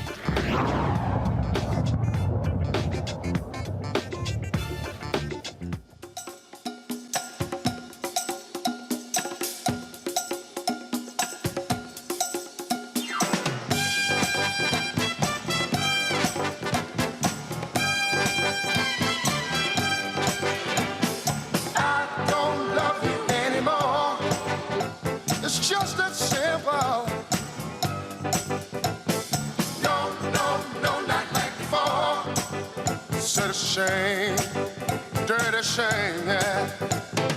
We can't work it out, no, not this time. We can't be together, we can only be friends. You gotta respect each other, you gotta relate to your lover.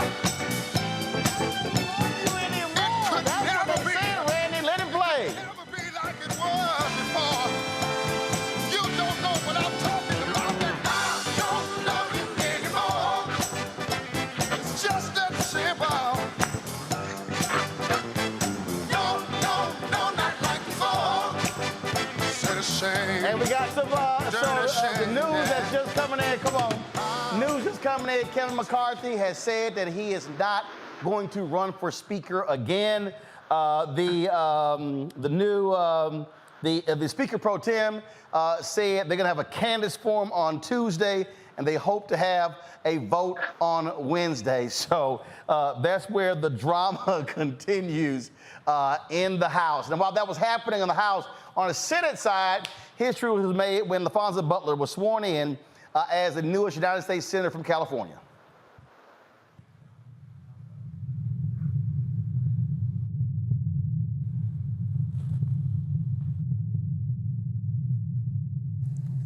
Please raise your right hand and repeat after me.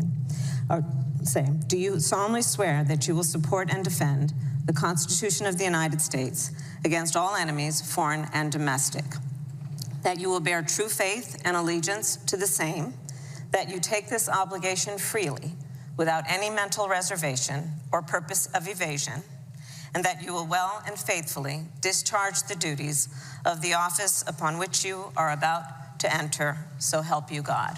I will. Congratulations. Congratulations.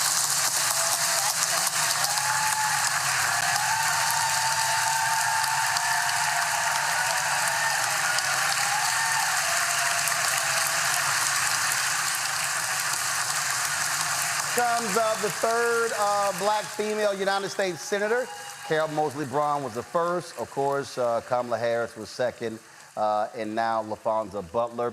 She will serve the remaining term of the late Senator Dianne Feinstein, a little bit more than a year. Butler, Joe, has not decided whether she is going to actually run for the office. She's got a short runway because the primary, is fast approaching. You got to raise money, and what's interesting, Joe, it's a lot of people been upset because some black members of Congress, some other sisters who are supporting Congresswoman Barbara Lee, they got attitudes with them because they have been congratulating Butler, but also saying they're going to be working towards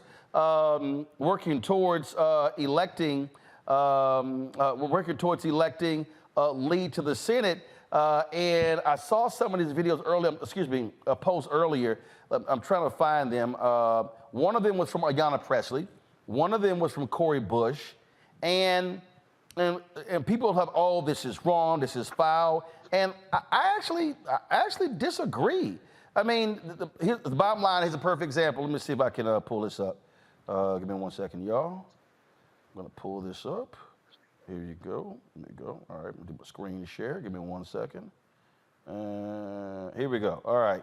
So this is a tweet here from Cori Bush. She said, "Congratulations, LaFonza B, on your historic appointment, becoming just the third black woman to serve the U.S. Senate. Let's continue to expand that number as we work to elect Barbara Lee for California 2024 as the next Senator of California." Terry Lee Watkins tweets, "Absolutely disgusting. Barbara Lee's campaign is doing a major disservice with this comment." I disagree. I mean, let's be real clear. Butler hasn't said she's running. These women have already endorsed Barbara Lee.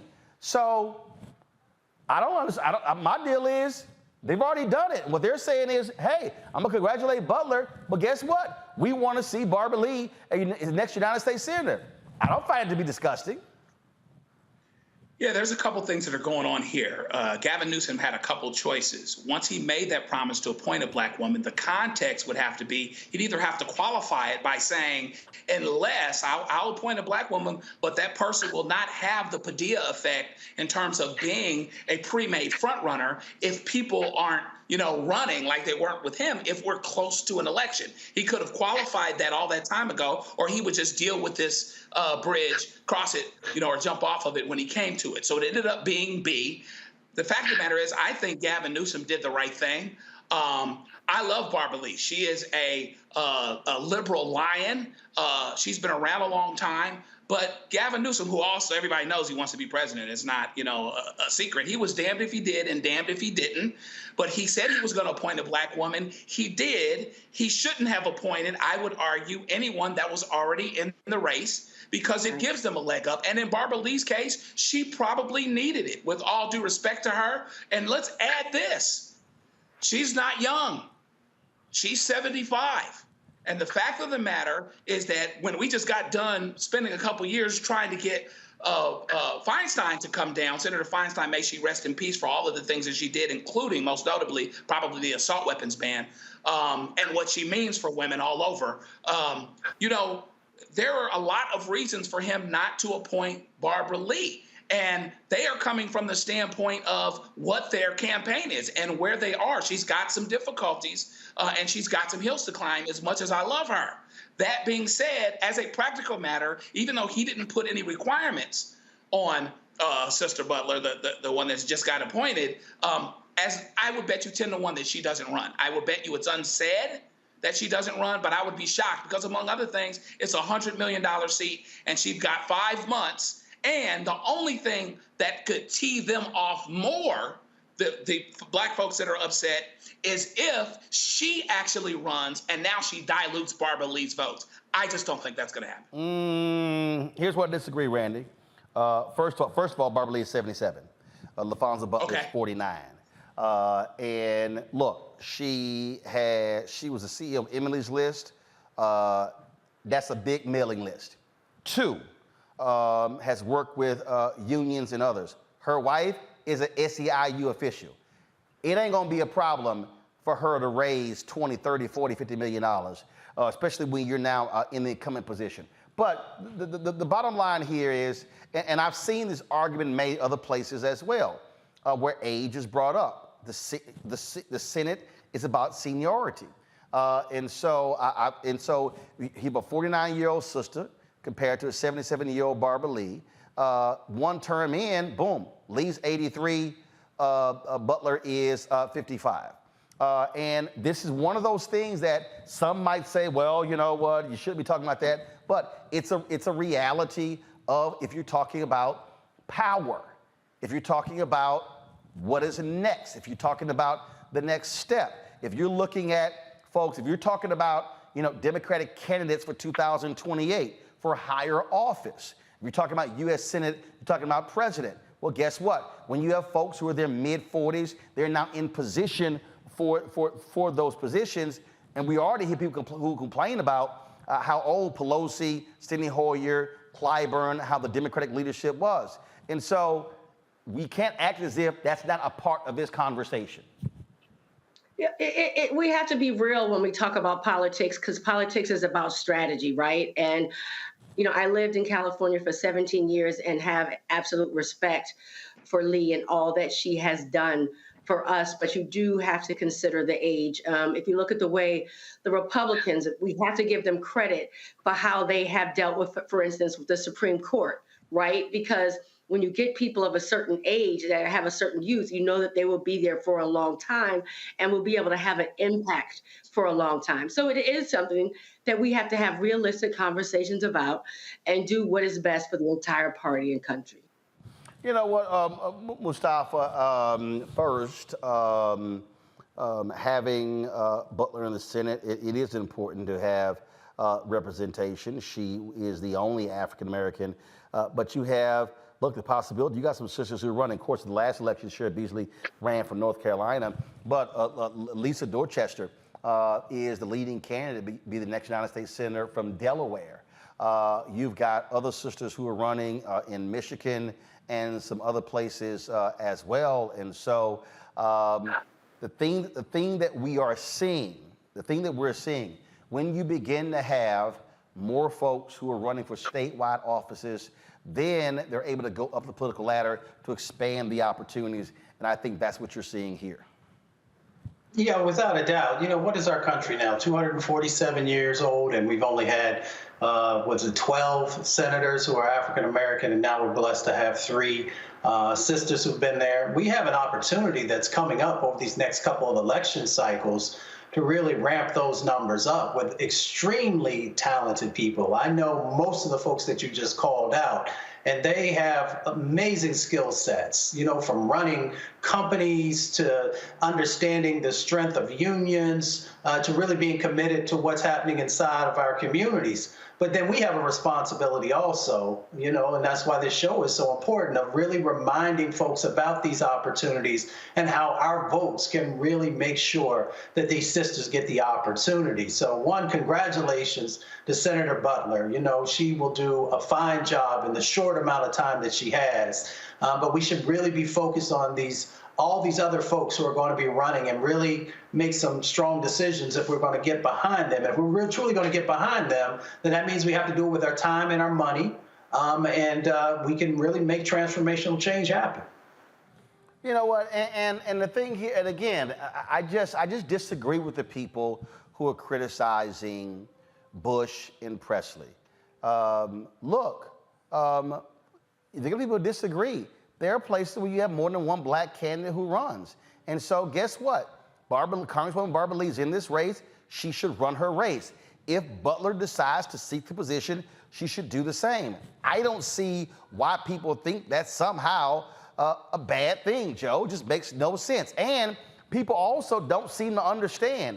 California changed the rules. The rules in California now are the top 2 vote getters go to the general election. It's not Republican or Democrat any longer. That's right. It's top 2. That's one of the legacies of the Schwarzenegger years, actually. And so when Kamala Harris ran, it was her and it was Sanchez. They were the top 2. Clearly, this race is going to be top 2. If I would predict what it was today before Ms. Butler potentially gets in, it would probably be Schiff and Katie Porter. And so she absolutely can run. To your point, she could raise money. She could be competitive. She's at the top of Emily's list. She can come up with a lot of money. But I wonder if she really will, because Barbara Lee and the people that love Barbara Lee are already blaming Gavin Newsom for not promoting her. But that being said, I think that they would blame him more if she ended up actually running, right? And then Barbara Lee potentially comes in fourth. And so I just would be surprised if she did that, because that would have the potential to burn some more bridges other than what people are going to already think. But she has every right to run. She would be competitive. She was at the head of SEIU for a long time. She knows how to run a race. She knows how to surround her people. I don't think there's any question about that. I'd still be surprised if she did it. And yeah, Barbara Lee does have to run her race. But the fact of the matter is, I think that the points made about seniority, et cetera, and age, particularly given what has happened with Senator Feinstein, they just going to have to come in and be brought to bear. And whether Barbara Lee's people is upset at me or not, I'm looking at Ms. Butler, too. I'd give her a look if she said that she was running. I'd be crazy not to. But again, she has not stated that she's running. And so she's not a declared candidate. All right, folks, hold tight 1 second. I got to go to the break. We come back. Our marketplace segment, we talked to the sister who's the owner of a luxury goods company. We'll tell you all about that next. Don't forget, folks, support us in what we do. Your dollars are critically important for us to cover the news that nobody else is talking about. And so please do so by sending your check and money order to P.O. Box 57196, Washington, D.C., 20037-0196. Cash App, $RM Unfiltered. PayPal, R Martin Unfiltered. Venmo is RM Unfiltered. Zelle, Roland at RolandSMartin.com. Roland at RolandMartinUnfiltered.com. Then, of course, you should also buy White Fear, How the Browning of America is Making White Folks Lose Their Minds. Proceeds from that book go right back into the show. And so get it at the bookstores, Barnes & Noble, Amazon. Download the audio version on Audible. And, of course, you can get our app, Black Star Network app, Apple phone, Android phone, Apple TV, Android TV, Roku, Amazon Fire TV, Xbox One, Samsung Smart TV. And, of course, you now can watch our 24-hour, 7-day-a-week streaming channel on 4 different fast channels. First up, Amazon News. Go to Amazon Fire. You can check us out there. You can say, Alexa, play news from the Black Star Network. In addition, you can also check us out at Amazon Freevee. We just started there. Amazon Prime Video, the live TV grid, and of course, you can watch us on Plex TV as well. So, folks, you're seeing the fruits of our labor. You're seeing us build this network before your very eyes, and so your resources are being put to use. We'll be right back. All change is not growth. Right. But thoughtful change is real good fertilizer. And that's what has been so beneficial to us. But you also were not afraid of the pivot. Well, and I'm a black woman in business. Come on, I don't care how I dress up. I don't care who I'm speaking with. I don't care what part of the world I am in. I still am a black woman in business. Being afraid of the pivot, being fearful of change is not what got me here. Respectful of change. Respectful of pivot, yeah. Fearful? No, no.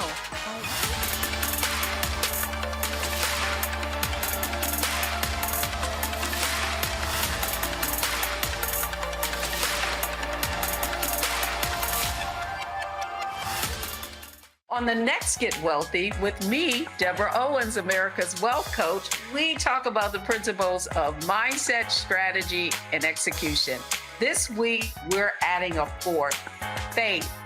You're going to hear from a mother and daughter duo who are helping thousands of black women build wealth, all through their faith.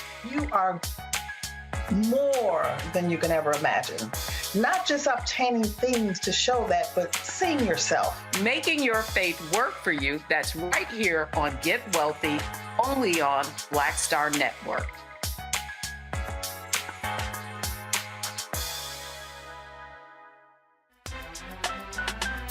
I'm Faraji Muhammad, live from LA. And this is The Culture. The Culture is a two-way conversation. You and me. We talk about the stories, politics, the good, the bad, and the downright ugly. So join our community every day at 3 p.m. Eastern and let your voice be heard. Hey, we're all in this together. So let's talk about it and see what kind of trouble we can get into. It's The Culture, weekdays at 3, only on the Black Star Network. This is Essence Atkins. It's the Love King of R&B, Raheem Devon. It's me, Sherry Shepherd, and you know what you watch. You're watching Roland Martin, Unfiltered.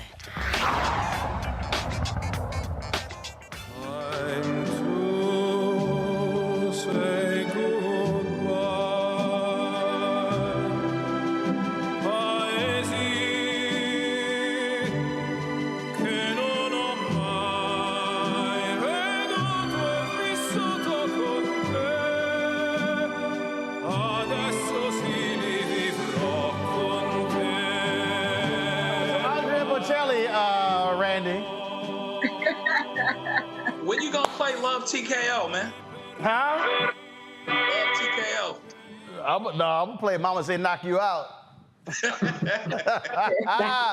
Oh, all those songs for Kevin McCarthy. All right, y'all, it's time for Marketplace.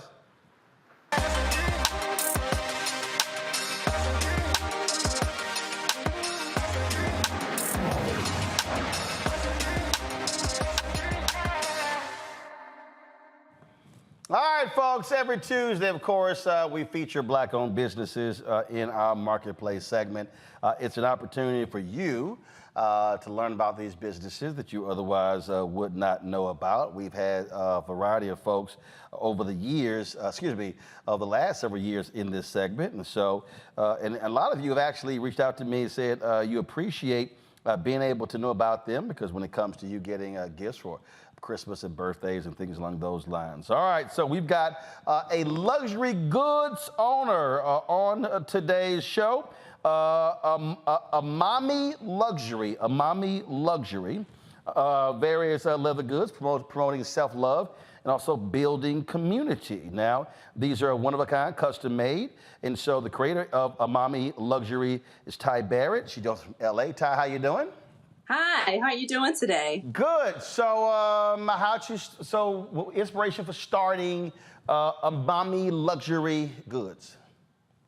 Well, the reason why I actually started to build on Amami is because Amami, by the way, means love me in Italian. And I came to think about the fact that we are always wanting to basically commit to big luxury goods like Gucci, Louis Vuitton. We spend all this money because somehow we think that's going to define our self-worth. What I'm thinking is, why not go to the same suppliers, the same manufacturers that are working with those top fashion houses and build a brand that actually celebrates you? Yeah, you're absolutely right. And it's very interesting because I remember, why is the name escaping me? I guarantee you, Randy, Dapper Dan out of Harlem. It was very interesting because when he did an interview and somebody asked him, why did he partner with Gucci? He said, I'll be real. Our people would not have bought Dapper Dan products. He said, but Dapper Dan and Gucci, they'll buy it.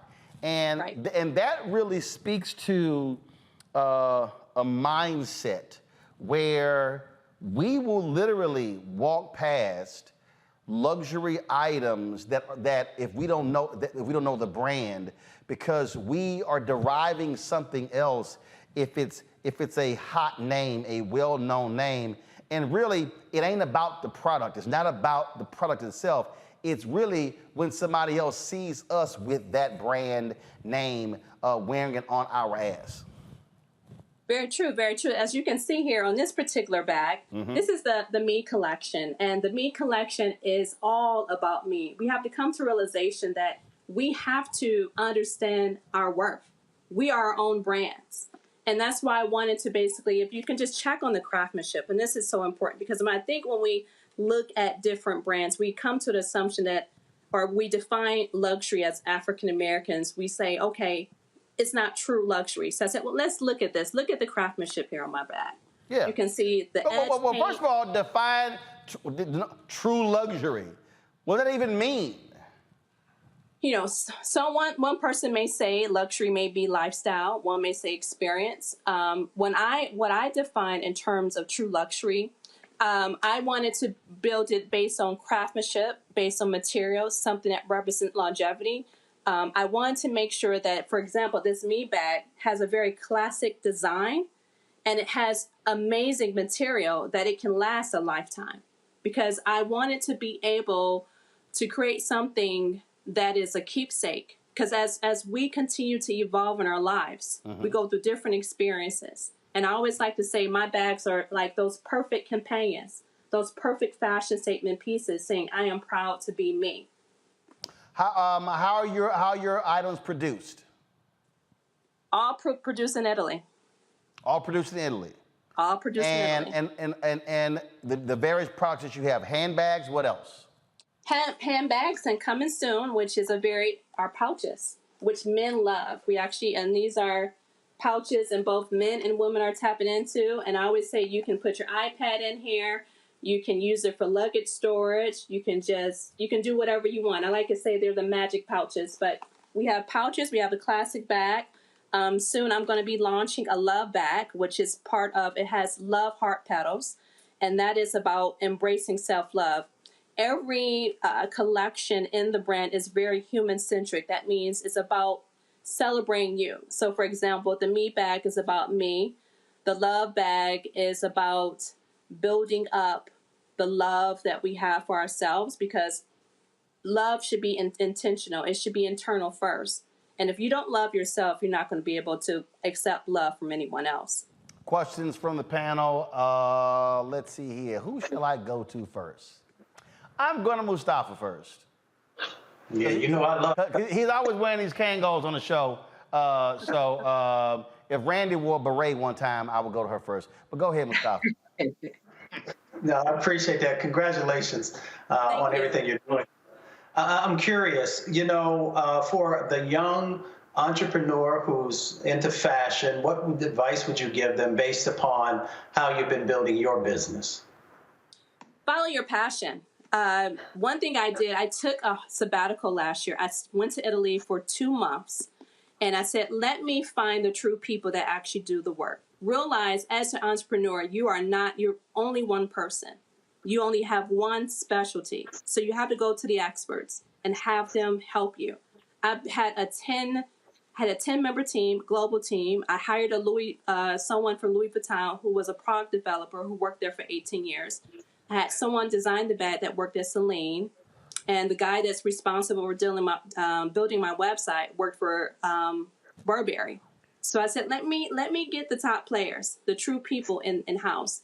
And I actually hired a marketing research director who works one of the top retail brands to really kind of dive in deep to understand, okay, what's my audience look like? What's my competitive advantage? Where do I see myself positioned as I enter the marketplace? So you really have to do your research, know how to properly delegate, and really, truly have passion.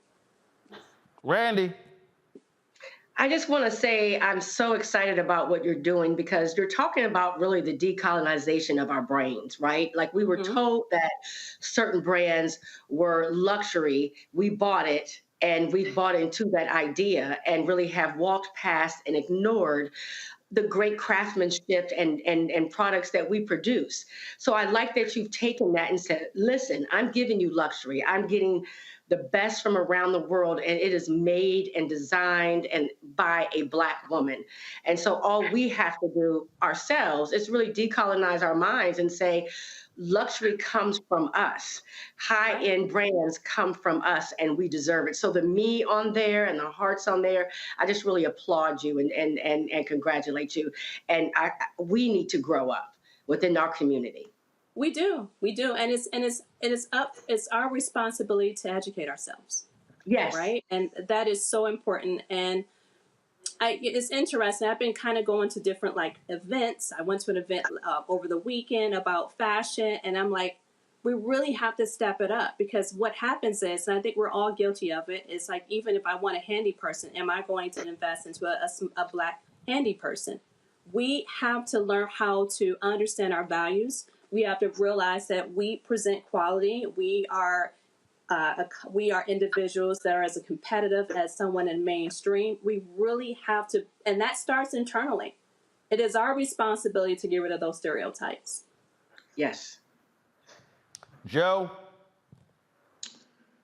Congratulations on the interesting work that you're doing. I'm trying to talk low because my wife's upstairs and she's going to see this, and you're in LA too, so it's getting ready to be on. But in any event, tell me about the next frontiers. I know you're going to make some other purses, but are there other things that eventually you think that you would be making that are consistent with, the luxury brand and the feel and the lifestyle that you really want to reinforce with your products?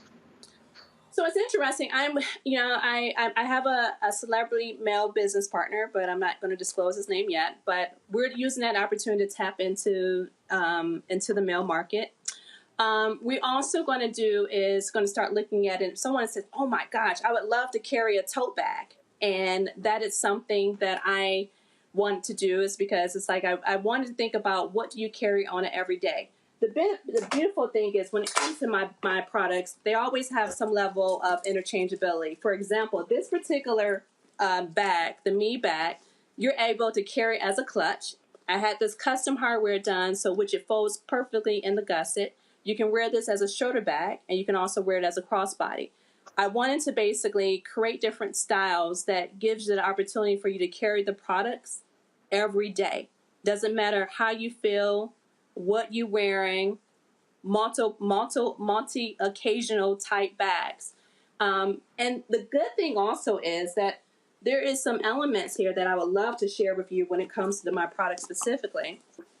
I would love, this is like a big old prototype, but if you can see the quality of that. See that lining and see how beautiful that lining is. The lining in itself it was actually made by a supplier that does it for Burberry and Gucci. It actually, if you can spill anything on there and it's not going to stain. The leather has a special finishing, which means if you spill something on it, it's going to be able to manage stuff in the climates. And the beautiful thing is, which is going to be coming soon, is there is a secret pocket, as you can see. Hopefully you can see. Oh my gosh. That's in the pocket here.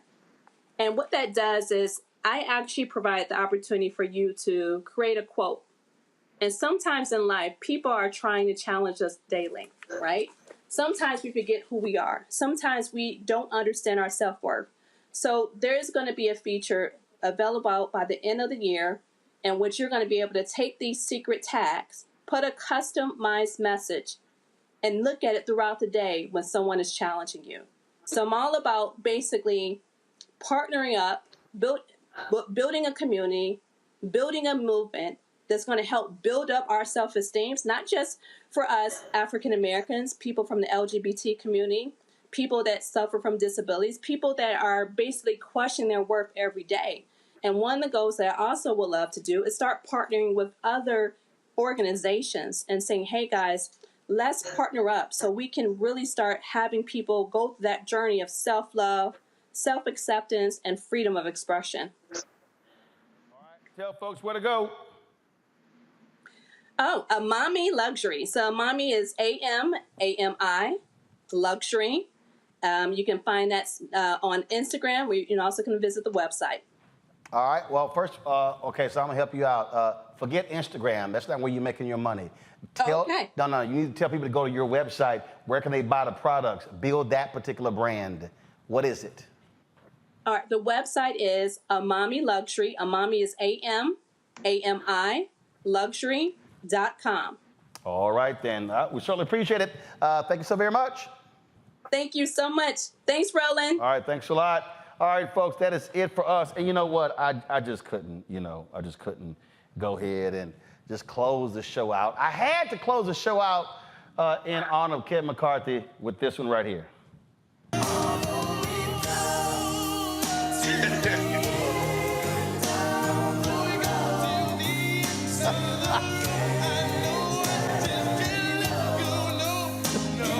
Turn it up, turn it up. Kevin McCarthy's gone. He's speaking of the house. That's it, y'all. Joe, Randy, Mustafa, I appreciate it. Thanks a bunch. Folks, I'm going to see y'all tomorrow right here. Roland Martin Unfiltered on the Black Star Network, where we keep it real, keep it black, and unfiltered. Holla!